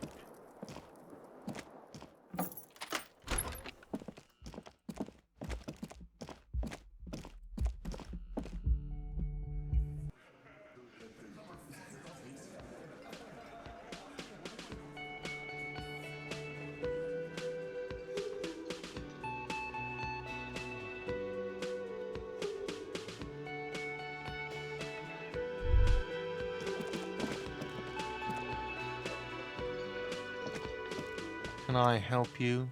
Got the 20 rand. Good. You got the room for the night, but... How could anyone forget, asshole? Take it easy on him. Deep down, he really hates being the guy who has to remind you. You know, there might be other places to sleep on this coast. You'll find one eventually. Morning. I've got some good news. I took care of the body. The thought of him decomposing in my MC wouldn't let me sleep. Good, thanks. I'm just glad he's gone. We have other matters to attend to. The lieutenant is downplaying his contribution. He got up before sunrise to get this done, and now he's quite pleased with himself for taking care of the gruesome business so efficiently. The Union muscle finally turned up, and they look rowdy. We need to talk to them. Are those the men Gart told us about yesterday? I completely forgot. Sorry, I had a rough night's sleep. It's them by the looks of it. Loud and nasty, just like the manager said. One loose thread less to worry about, and one big problem to replace it. One more thing before we do. We don't have to talk to them immediately. We can walk right past them, continue with our business. Good. A power move. Purposefully concentrate on something else first. Yeah, streetwise. Zoom right past. Do it on your own terms. But aren't you curious to know what they have to say about the murder? They're in no hurry to leave. They think they own the place. Anyway, I leave that choice to you. Whatever you decide is fine by me. Yes?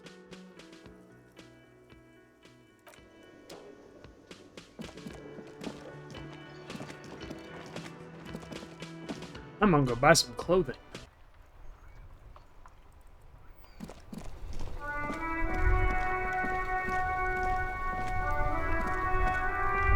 In the morning light, the white on blue police livery on the motor carriage cannot but catch your eye.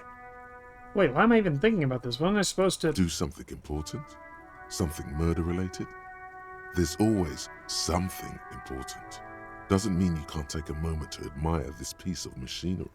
This is a Caprice Kanema, the Caprice Motor Corp's follow-up to their highly successful workhorse, Caprice 40, and the answer to the Lum's racing breed, Ferv series. With its air-cooled, rear-mounted 12-cylinder compression ignition engine, driving the rear wheels through a 4-speed manual gearbox, the Kanema is able to reach 100 kilometers per hour in 13.5 seconds and go on to a top speed of 180 kilometers an hour. Won't it roll over in the first sharp corner? The high center of balance is offset by a large battery bank mounted at the bottom of the cabin, feeding all the auxiliary systems and making the Kanema effectively a mobile power plant. This tech talk is really rubbing me the right way here. Due to a quite steep price tag, it is very unusual to see one in police livery.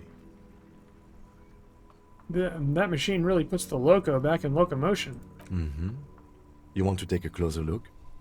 What's it packing in there? 130. I reckon that's a 7-liter V12 there. Man, that's got to be a major advancement over the KR-18GU engine on the old Caprice 40. That's what, a 7-liter V12? 7.2. Supercharged. Saying these words brings him immense joy. What in there made the infernal whining sound that woke me? You mean the coil noise? Come on, you know how it works. Put it together. You mean when variable current passes through the coils on the electrical system and the varying magnetic fields around them? He stares at you, intrigued. This is your chance to impress the lieutenant. It causes vibration in the wires, and as the frequency of the currents happen to fall within the audible range... The resulting vibration creates the whining sound. That's right. Very impressive. There's respect in that curious look. Definitely. A fine machine. Yes. An extraordinary machine. It's nice and all, but why so modest? Put some zing into it. Flare it up. Slam it down. Helium headlights would improve the range and quality of the visual field a lot. It's a bit girly right now. Fit it with some proper off-road components. Ever thought about switching to helium headlights? Actually, I have a pair at home. Just haven't gotten around to fitting them yet. I need to lay some wiring for the ballast first. If we ever get this case solved, maybe we can do it together. Maybe. Yes, definitely maybe. And means no. Hang on. You are telling me you remember all these little mechanical details, but you have trouble remembering your name? I might not know much, but I do know I like motor carriages. Must be a subconscious thing. Strange, but plausible, I guess. I guess you're a bit of a torque dog too. Torque dork. Human relations are abstract and open for ambiguous interpretation. She says she'll always do something. No, she won't. She doesn't have the mechanical wherewithal to last a decade, let alone a lifetime. Machines aren't like that. You lose compression in a cylinder. You know the head gasket's busted or the cylinder wall is cracked. Actually, it could be that the pistons or the piston rings are worn, or maybe valve problems. Wait. He seems to like the idea. Oh yeah, we were going to ask him about his jacket. Yes? What about me? You're wearing a Revolutionary Air Brigade jacket, aren't you? What? This? It's just seasonal clothing. And those look like airman pants. Where is this going? You see, Kim, I have this place in my head where I develop new ideas and connections. Interesting. I think it's called the brain. It's no mere brain. No, normal people don't have this. It's like a mind laboratory, a spiritual R&D division. No, a palette. No. Better yet, a painter's atelier of concepts. Okay. Art cup. Okay, indeed. And in this atelier, I have realized that you harbor some kind of sentiment toward the Revolutionary Air Brigade. I do not harbor a sentiment for Revolutionary Air Brigades in particular. Just air brigades, then? Okay, I wanted to become an aerostatic pilot. Then I turned 10 and realized we no longer have an air force. Are you sure the Revolutionary has nothing to do with it? Absolutely nothing. The Revolutionary must have added a little luster to it for a 10-year-old Kitsuragi. He will never admit it, though. Absolutely nothing? I've noticed. And, okay, the Revolution employed a more forward-looking 8-rotor design. Their blades were foldable, and their pilots were better trained and motivated. I say this from a purely tactical standpoint, of course. It is not from a purely tactical standpoint. We are not ruling out that the lieutenant had a little rebel phase in that past of his. Alright, my mind is satisfied. Good. Good. Why does art inspire you so much? It does, yes, but what is art? Excellent question. Art is a diverse range of visual, literary, auditory, and performative creativity. It's an expression of imagination and technical skill. Additionally, it's history, criticism, and pure enjoyment. In short, art is the highest form of human communication, representation, narrative, emotion, and agency intertwined. I fit into the art world? I mean... Have you looked in the mirror lately? You have the exact features of a savage art critic, with that beard and those clothes, disheveled and prophetic. Perhaps you should try to critique architecture too. I guess I have been feeling critical lately. Yes, you seek substance. No vapid representations and reproductions of social mores as made manifest in stuffy biennials. We're talking real, living art here. Become the art cop. Wait. Half art critic, half cop. Wait, but don't I have to be 100% cop to get the case finished and all that? Quit being so indecisive. What are you going for here? Some kind of indecisive and camp aesthetic now? Strike a bold shape here. Go art or go home. I am the art cop of the apocalypse. Exactly. It's not only your duty to only catch the criminals off the street, you must also apprehend criminals of the printing press and the gallery, the trite and derivative artists and writers of the world. God damn this thing. Go ahead and provide savage criticisms, art cop. The world is yours to rip to pieces and reassemble. It actually kind of fits. Actual art degree. Yeah, it's another copotype, the worst one, the most savage and brutal, the art cop. Nothing is good enough for him. Everything is shit. You have to employ an armada of adjectives to depict and demean the mediocrity of the works and visual institutions around you. Really flex that critical muscle until the vocabulary of punishing mediocrity becomes second nature. Here we go. That's fucking lovely. Inside, you see a set of steering levers, a radio microphone, a pull-out toolbox, and the soft glow of the...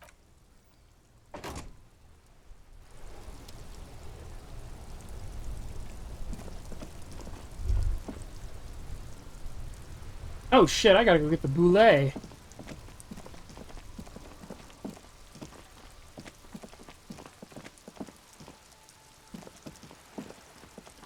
Just zip right in here real quick.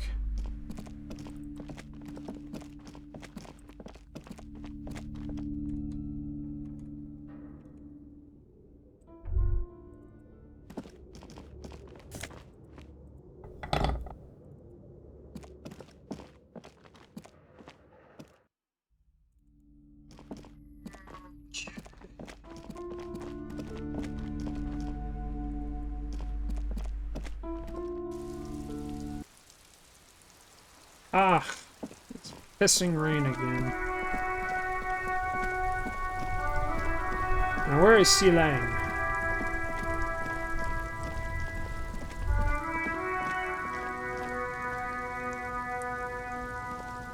There's a pile of cheap sunglasses in a small box, a variety of shapes and colors. You like sunglasses, officer? I've got the latest styles right here. Abort. These are hideous. What's more, they don't even fit your face. You can feel them pinching your nose. Fuck, it's almost and noon. chafing against your brow. Damn, officer! You look like a mega secret spy. Very secret. They're practically made for you.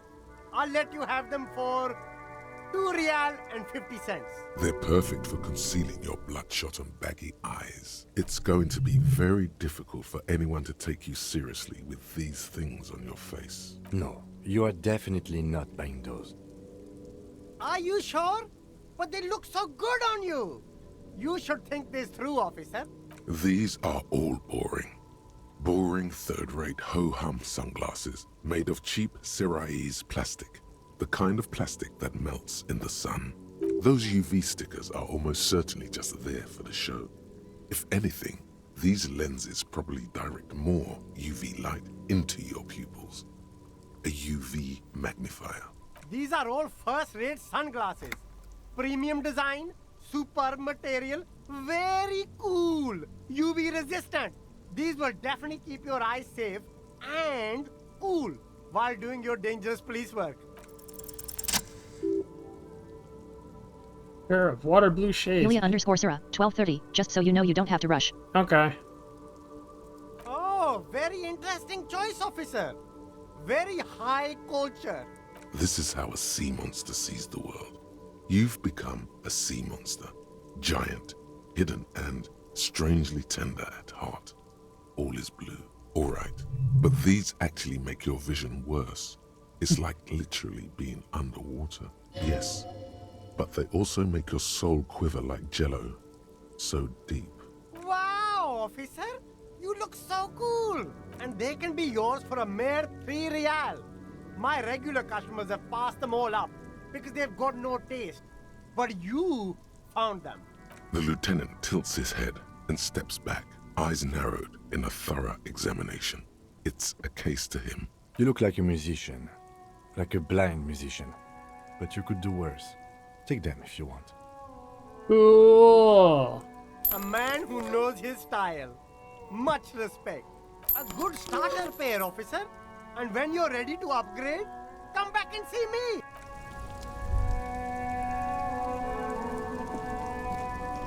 There are clothes inside.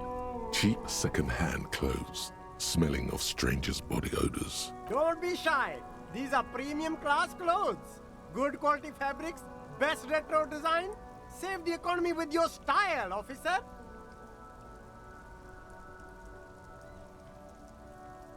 God damn it, I can't fucking type. Save the economy? That sounds off. What are you talking about? Haven't you heard, officer? We've got to be economically conscious. Recycle your cash, keep it in circulation. Don't buy new things. Buy eco.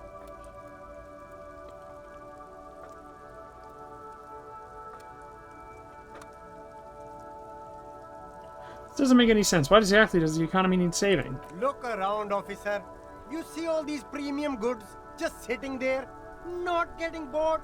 We've got to keep the flow of goods moving. Is this really the economy we want to leave to our children?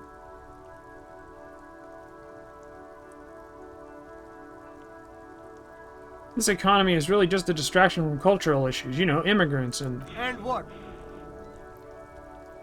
And those socialists in academia. Oh. Look, man, I'm not into politics. I like everyone. Check out the box. You find your hands deep in tattered and faded garments made from weird polyester blends that make your body itch and sweat in all the wrong places.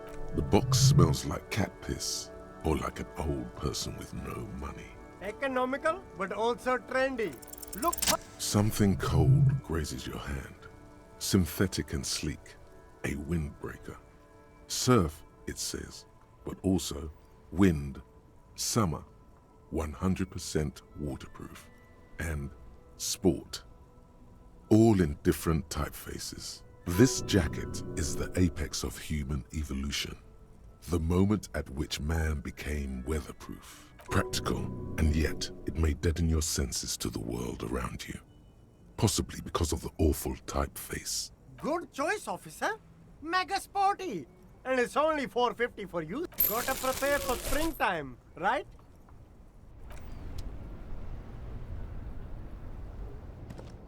You see two lowly, defeated speakers, thralls, slaves basically, perched atop them like conquerors surveying the land. A pair of found, durable wear sneakers, Ultra Series. I can see you with taste for luxury, officer. Can't keep your eyes off those sneakers? These once respectable speakers have been conquered, reduced to a mere prop by the indomitable found Ultras atop them. A small heat emboss on the veneer reads, Solidarity Aid from the People's Republic of Samara. The speakers themselves don't seem to display any magical qualities. No, don't look at the speakers, officer. Look at the sneakers. The sneakers are the stars here. Or little speakers. No, don't pity them, officer. These are old Samaran garbage. Don't even look at them. Check out these super cool, fun, Ultras instead. Samaran trash? That sounds like they're from the Samaran People's Republic, produced under the dictatorship of the proletariat. Can't they just buy the sad conquered Samarran speakers? No way, officer. These aren't for sale. They're bad speakers. Low-fi socialist junk. But I need speakers. Well, if you want them, but see, they are the pedestal for my sneakers. If I let go of the speakers, where will the sneakers go? I can't leave premium lifestyle sneakers on the ground. If, on the other hand, you wanted to buy the sneakers too, I could maybe throw in the speakers for little extra. 50 cents? Damn, so you have to buy the sneakers first. Here's a crazy plan. Get the seed money for the sneakers, buy them, then buy the speakers too. Then sell the speakers to Roy, that wacky vendor in the pawn shop. They're right up his alley. You'll make most of the sneakers money back that way. I came up with that plan? Yup, hustle and grind. 1 real at a time. A pair of Faun Ultras. The design is impossibly sleek and simple. A futuristic silhouette with a sleek monochrome colorway, a jet black upper, and a silver-lined midsole.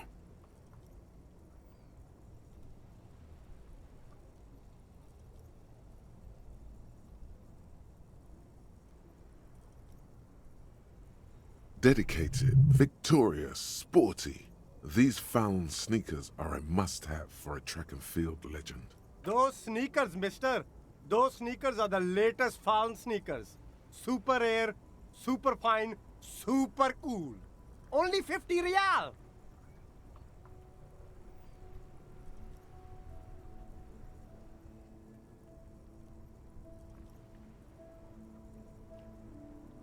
Only? That's madness. Faun Ultra. We're the future. You remember the slogan from some magazine? Super cool. Now the premium lifestyle is yours, officer. The sneakers seem to vibrate in your hands with an almost mystical energy. The junk is yours, officer. Happy listening. Try not to hurt your ears with that Samaran garbage.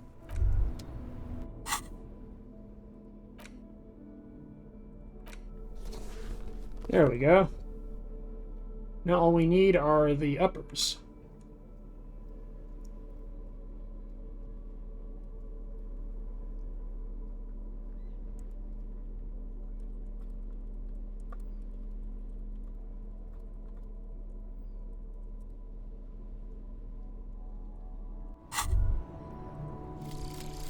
Talk, dog.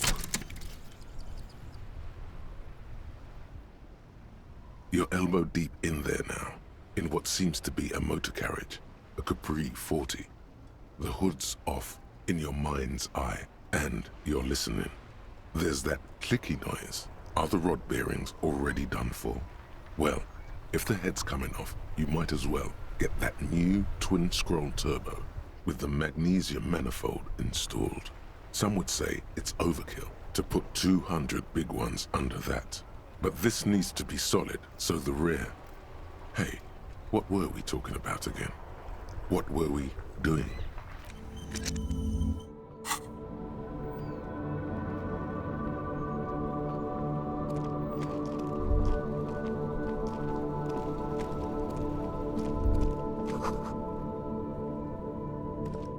Super great. Gateway to the River of Filth.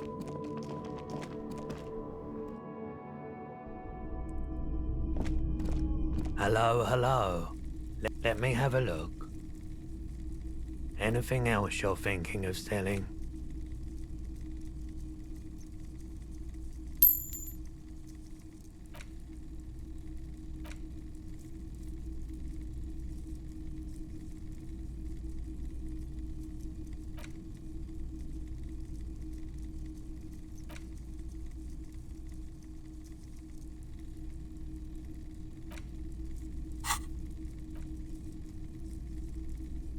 Another time, perhaps.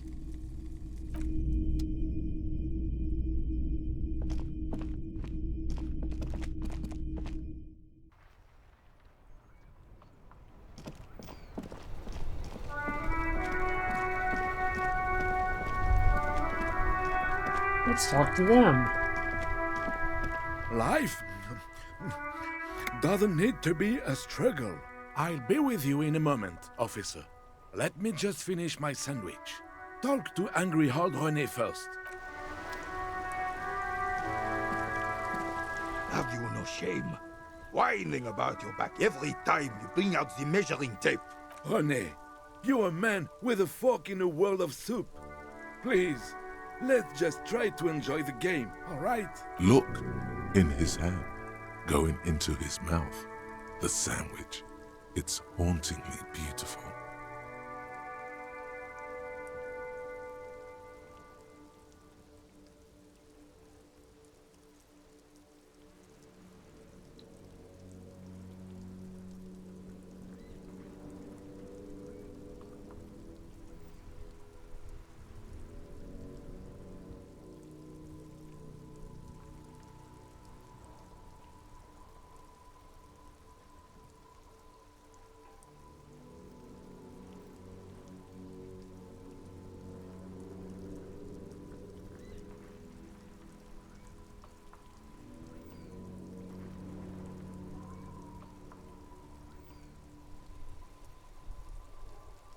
I'm trying to, but you keep breaking my concentration. You're old. I can see that. We're both old. Now stop grabbing your ass like it's a girl. These manly men are playing balls. This is a ball game. Grab a ball and play it. Don't ask questions. Shoot first. Ask questions never. Shouldn't I ask what game it is first? No, you got this. There's the ball. You're the game. Better observe them first. See? Your munching and complaining have ruined my concentration. Could the objective of the game be to throw the metal ball so it lands by the wooden ball? Ah, mon Dieu. The pain in my back is unbearable. I can't even say if it's in my back or hip anymore. Feels like it's in both. I hope you pass out from it. You goddamn jellyfish. Men like you are the reason this nation is sinking. Trying to throw something as close to a predetermined point as possible. Measuring. This must be the age-old game of petanque. Shush. Ignore them. They don't know what they're doing. They're old. You are letting down yourself and the team. Get in the damn game already. Wait, what team? Doesn't matter what team. Pick a team. Any team. The blue team. You're letting them down. Get in the game and throw the goddamn ball. Why are you so mean to me? Eyes on the ball, Dinky Winky.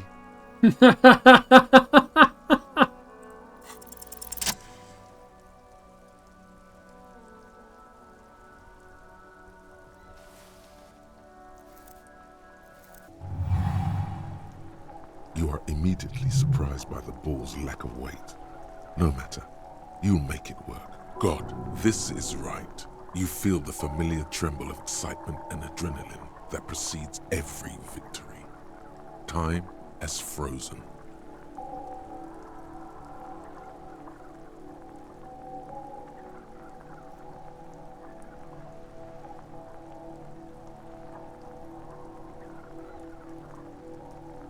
The cold metal ball is surprisingly smooth against your neck. It has a pattern on it, probably a sponsored ball. Yours would only be covered with bumps of learning and scars of victory. Already your muscles are adjusting to the weight, the nervous system calibrating, until you and the ball have merged into a single entity. The man ball is ready. A chilly breeze ruffles your hair as you stand there, feet firmly planted. All sounds, smells, even the wind, everything fades until the only thing left is the union of man and ball. West, in the Grand Couronne area, a sharp overhand left from Arsène Luc Edelbrock sends the Samarin heavyweight champion, Kostya Miasnok Kostanicha, flying to the mat. The crowd goes wild. Revachol loves her heroes. There's a time for last glance inward. Who am I? An embodiment of pure motion. a fine-tuned locomotor running at maximum efficiency. Behold the fear and confusion reflected in the eyes of the two feeble geezers. They are in awe of your superiority. You are a god to them. Some would still say you're a cop, but I guess we're beyond that now.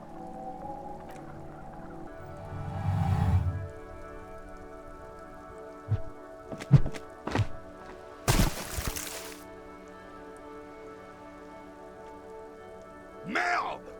Bordel de merde! A whorehouse of shit. It wasn't whorehouse of shit. The shot was at least 23 meters, probably 24, and then some. Nothing to be embarrassed about. What the hell is your problem?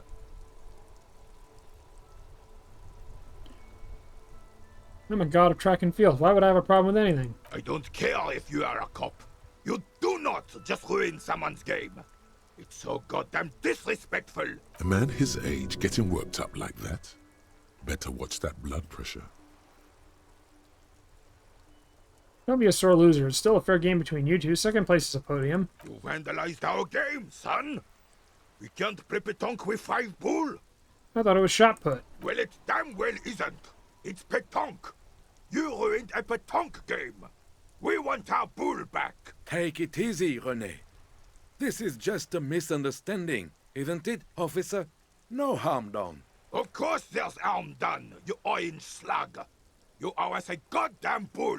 You are an officer of the law, with way more important things to worry about than bowls.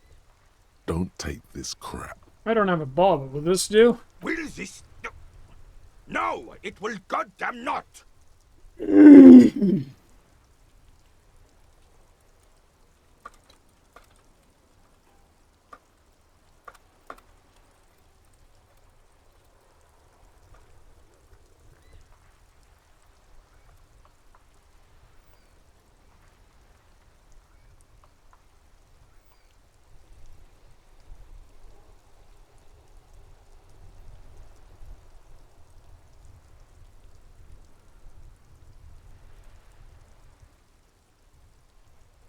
Oh, I got a message. Oh, one of my games is on sale. I already looked at that. Stupid fucking thing. Thank you, officer. This is really something. Honestly, I think it's better than our old bull, even. Mon Dieu. All right, fine. What do you want, officer? Yes, why did you come here? It's unlikely they know anything about the murder. You never know. He might know something. This is a good vantage point. Just talk. It'll smooth things over. Old people like attention. Well, nah, I found your guard booth. Yes. The Debardiers Union pays me to stand vigil during the night. Not out of any political allegiance, mind you. I'm an old man. Don't sleep more than a few hours every night anyway, and money is tight. He feels like he has to justify himself for some reason. You must have seen something on the night of the murder. Your booth looks right into the yard. Yes, it does. Unfortunately, I wasn't working that night. Been on a 2-week leave since last Monday. Hold on, why were you on leave? It's a private matter. Nothing to do with your investigation. You see, officer, René is the kind of man who would rather die than admit he needs medical assistance or, God forbid, sick it. A real man's man is just gonna ride it out. I'm fine, goddammit. Mind your own business. It's nothing. Just got to cut back on coffee. It's his heart. Who was working your shift that night? No one. The boss has been unmanned since last Monday. There's no other guard. It's just me. No one has been guarding the container yard since last Monday? Yes. It's not actually an issue. I mean... Look, officer. The container yard doesn't actually need a guardsman. Never had one before René. Monsieur Claire had that booth built specially for him. It's mostly decorative. Mostly decorative? The possibility of someone being in there is enough to discourage any ill-minded individuals. Evrard created this job for René. because he knows the Royal Carabinier's pension of honor and PTSD isn't something a man can live off. A decorated Kingsman collecting tear reflects bad on the whole neighborhood. His words.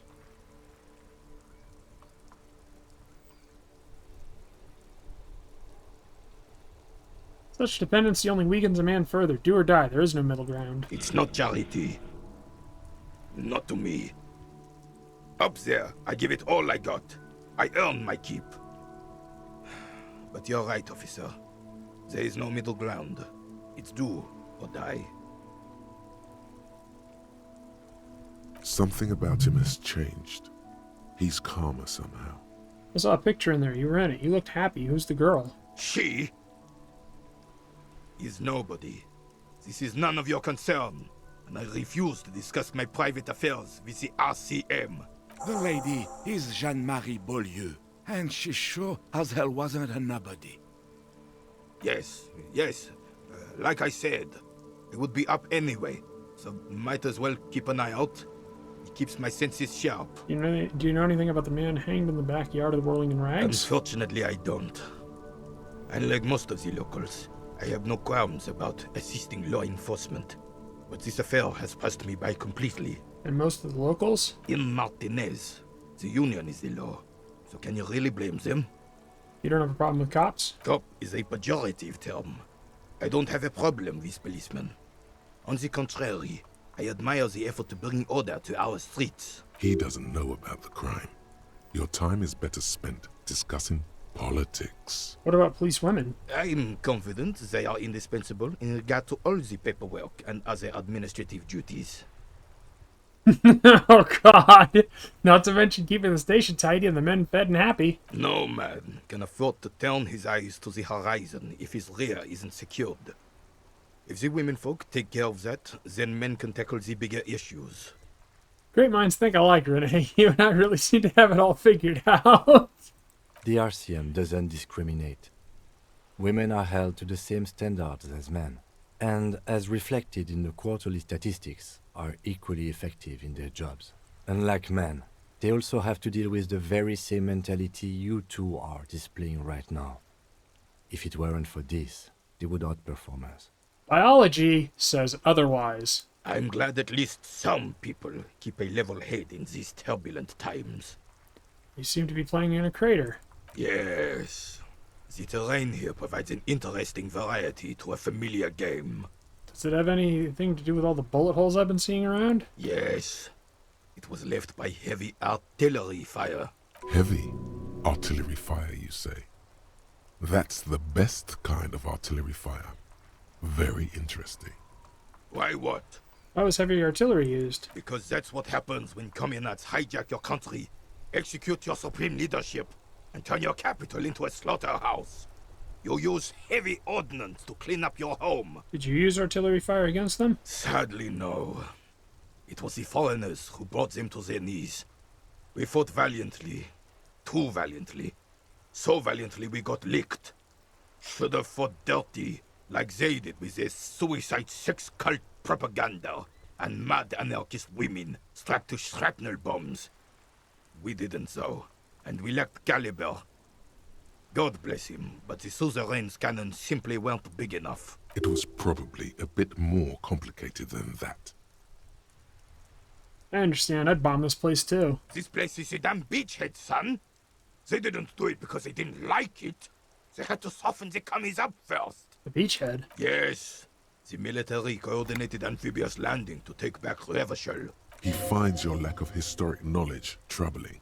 A sign of mental deterioration in the preceding generations. Martinez was used as one of the 3 footholds in Revachol during Operation Deathblow in 08. The other 2 are off in Stella Maris and the Delta. This here is Blood Ground, where coalition boots first made landfall and cleaned those rabid dogs out.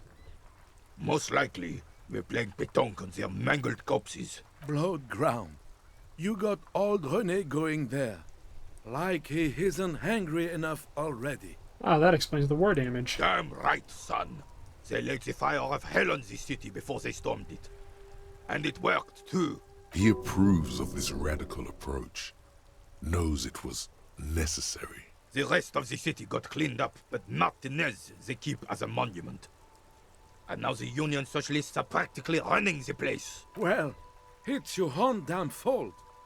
You, we, the coalition, Revachol, whoever you want to blame, never finished the job. Officially, the party never surrendered. Of course, they still all influence. You don't even begin to truly understand the players at the table, let alone the specific circumstances surrounding the... What do you think? Thinking men have opinions on these things. Present one.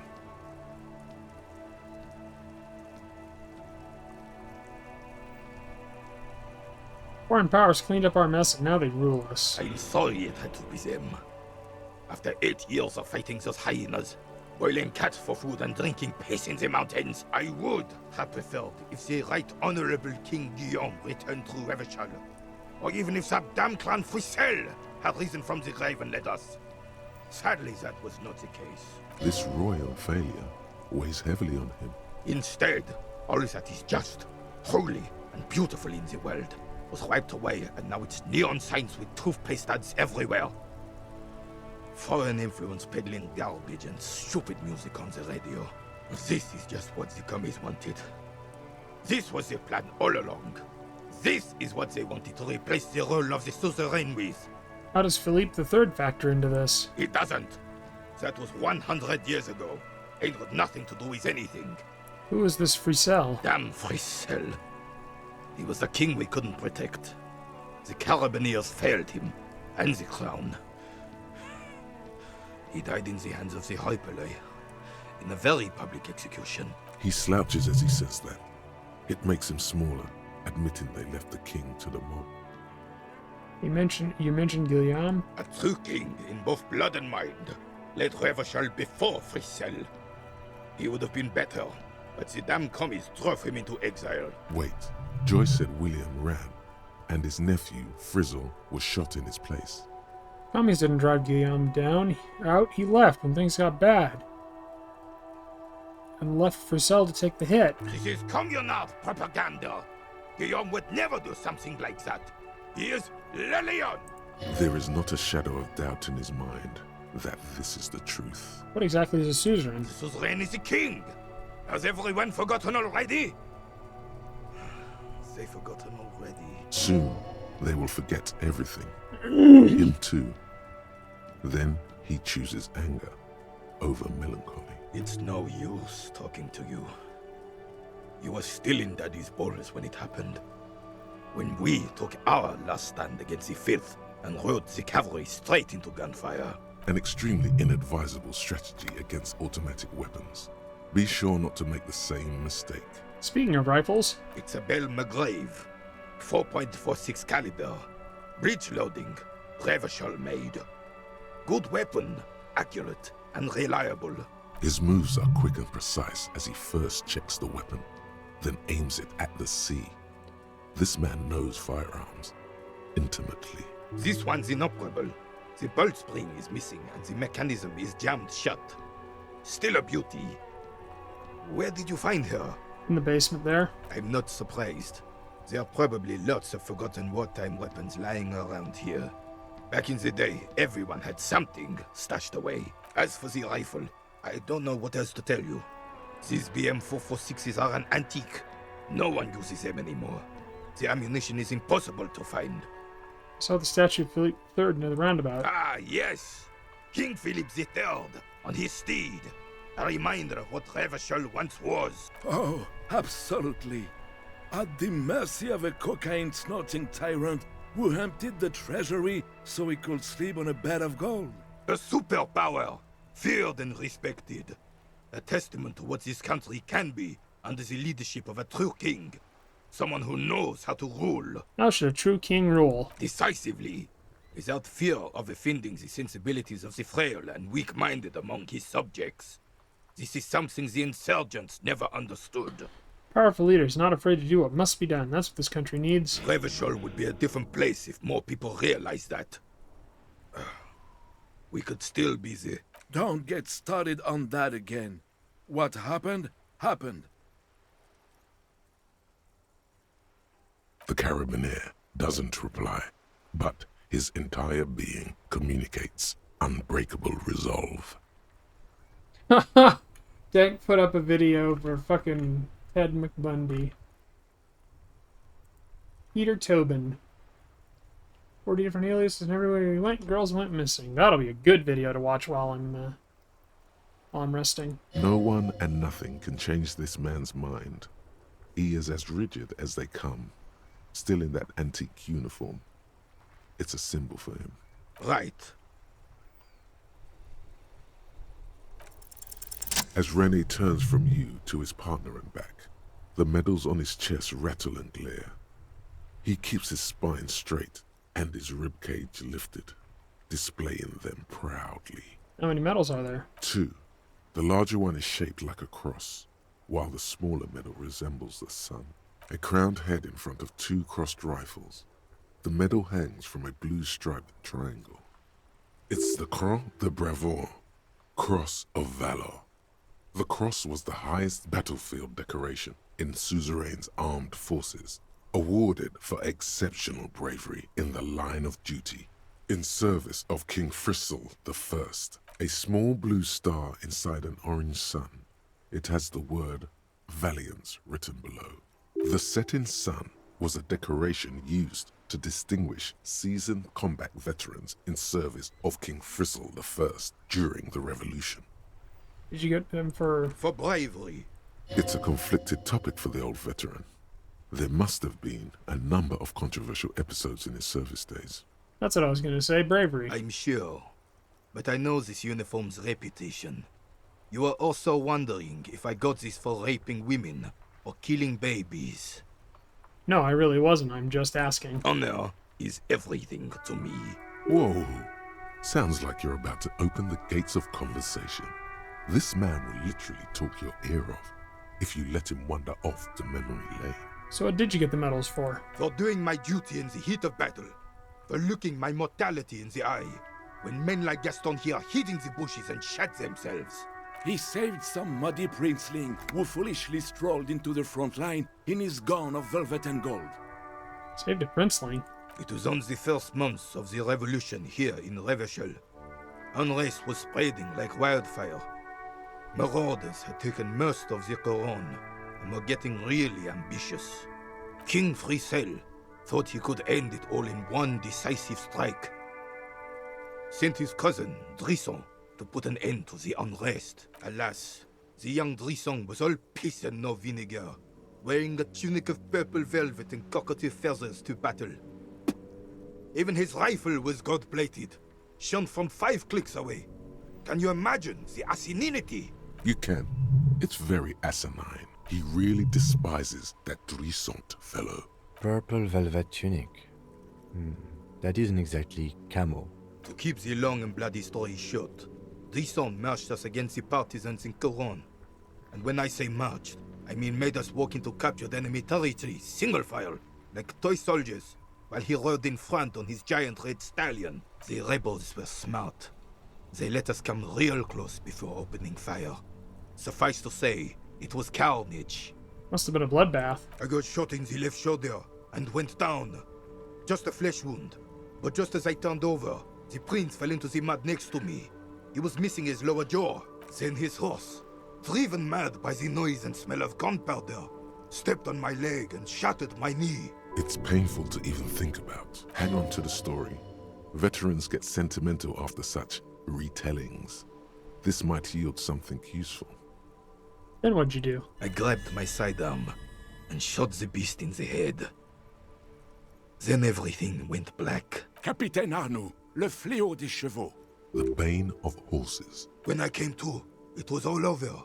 It was just me and Jolas Tresson, gurgling in the blood-soaked mud right next to me. The dink had taken numerous flesh wounds and lost a lot of blood. But despite missing his jaw, he seemed hesitant to die. Tougher than he looked, that one. This would never happen to Johnny Lawjaw. My jaw is tight. Right. So I grabbed the prick and started crawling. Kept going until the 59th Cavalry picked us up. Through some miracle, we both survived. and the joyless freak convinced Frissel to give me a medal for not leaving him to die in his own blood. Piece and shit. He was the commanding officer and I was on duty. Just doing my job. Shouldn't hand out medals for that. 13 months later, I received the Sun for distinguished service. It's not worth mentioning. You sense he's downplaying it. He did a lot more than his duty. More than anyone's duty. It's in his spine, in his billowing breasts, and untarnished self-worth. Duty, medals, honor, chain of command. I like this guy. He's not a pansy. I don't like pansies. Why do you despise Dressant so much? Because he was a goddamn dandy. Had no business leading men or even being on the battlefield. All he was related. That's it. Royal blood alone doesn't make army commanders. He was a stupid kid, only interested in horses, hairstyles, and man-loving. And 782 Yulia Royal _Sura. Wow, Carabiniers Max, are that sounds dead like you. because of his You don't like pansies either. incompetence. I like femboys. Whoa, man-loving? Is that even a word? It is not. Sounds like you're being modest, Renee. The old carabinier stands quietly like a statue, his features motionless. What Monseigneur Modesty is not telling you is that he crawled over 7 kilometers before the cavalrymen found him and Drizant. 2 days later that was. And that even while crawling with a mangled half-dead prince on his back, he still managed to murder 3 rebels on his way. Is that pride in his voice? It's deep down, but maybe even unbeknownst to the man himself, it's there. Hold on, you're just a little bit proud of Renee's heroics, aren't you? Sorry, officer, but you're reading me all wrong. I'm a man of peace, and these kinds of bloody heroics are only impressive to men like Rene himself. Certainly not to me. He's lying. How did you find the story to be, officer? Quite impressive. It's men like Renee who made Revachol great once. Maybe, but also bear in mind, officer. They don't end this out for anyone with a service record. Oh no, you have to get shot. Repeatedly. And you need to get your hands bloody too. Really, really bloody. Do not speak of what you know nothing about, Poltroon. Duty is something you will never understand. Thanks for the story, Renee. Bah! There were many such stories in those days. Many such men, too. True Revacholians. Men with backbone. Oh, yes, René, yes. Men were bigger, girls were prettier, and everyone wore the fascia. Lord, please, bring those days back, if you can. I'm not getting into this with you again. Officer, was there anything else? You should try to come up with a heroic story of your own. Impress this old soldier. Go long, go deep, go unconventional. My story doesn't have gunfire, blood, or spilled guts, but let me give you a different take on heroism. Sure, officer. Let's hear your take. Imagine just flickering into existence from nothingness. I'm not following you. He'll get it. Don't worry. Just continue. He's gonna be impressed. Imagine knowing nothing but the sweet oblivion, only to wake up into unbelievable pain. The man stares at you, silently frowning. Doesn't look like he's imagining it. Right when you're willing to do just about anything to make it stop, you open your eyelids. The carabinier crosses his arms and spits in the crater. And realize your mind, everything that was you, is gone. You're talking about getting blackout, shit-faced drunk and going into delirium, right? The lieutenant looks up from his notes and nods to the old carabinier.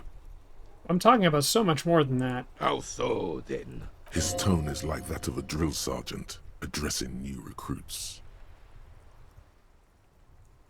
It was a transcendent event. I saw behind the veil. Look, I don't think anyone's ever been so drunk. It must have been a record. The lieutenant sighs audibly, but keeps his eyes on the notebook. And I thought getting my knee shattered and surviving on rat carcasses in the trench was bad. Here, have one of my medals. You've earned it, officer. Your sarcasm will be your undoing, old man. Extremely rigid principles this old soldier has. Don't leave room for a change of heart or backing out. The medal is yours. Thank you, Renee. I am honored. The veteran of numerous armed conflicts extends his right arm with the setting sun in his clenched fist and an expression of utter disbelief in his eyes. Flashes of bloody and terrible scenes of war. Men dying, horses shrieking, blood sinking into sand and snow and asphalt and fertile black earth. All of this accompanied by a musical composition telling of heroism of old, when men were bigger in both body and heart. You feel strange kinship to this old soldier. You and him are the same now. Was there something else you wanted to take from us? Just like that, he analyzed the situation, accepted the facts and moved on, like a soldier. I don't think there was anything else he wanted, was there? You got the medal. Now let's solve the crime. I gotta see.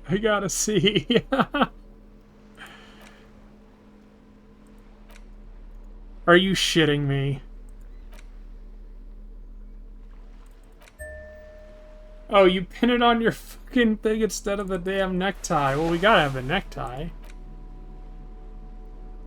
Oh, wow. There it is. Indirect modes of taxation. Turns out, those Financial Oversight Committee gangsters stuffed millions of hard-earned dividends away in the last place anyone thought to look. The hearts and minds of everyday Riversholians. You need to spread that deregulation gospel to the people. Tell them about that foreign fair tax. Preach that 98% gross burden. Preach it, preacher man. Set the brothers free. Taxes are racist. Actual art degree. Trite, contrived, mediocre, milquetoast, amateurish, infantile, cliché and gonorrhea-ridden peon to conformism. I fucked me. Affront to humanity. War crime. Should literally be tried for war crimes. Resolutely shit. Lacking in imagination. Uninformed reimagining of. Lip-wristed, premature, ill-informed attempt at. Talentless fuckfest. Recidivistic shit peddler. Pedantic, listless, savagely boring. Just one repulsive laugh after another. Oh, that's great. Oh boy. And with that, I'm going to call it here. And I'll be back a bit later. I have been Max Anger, and I will see you all next time. What a great way to end that stream.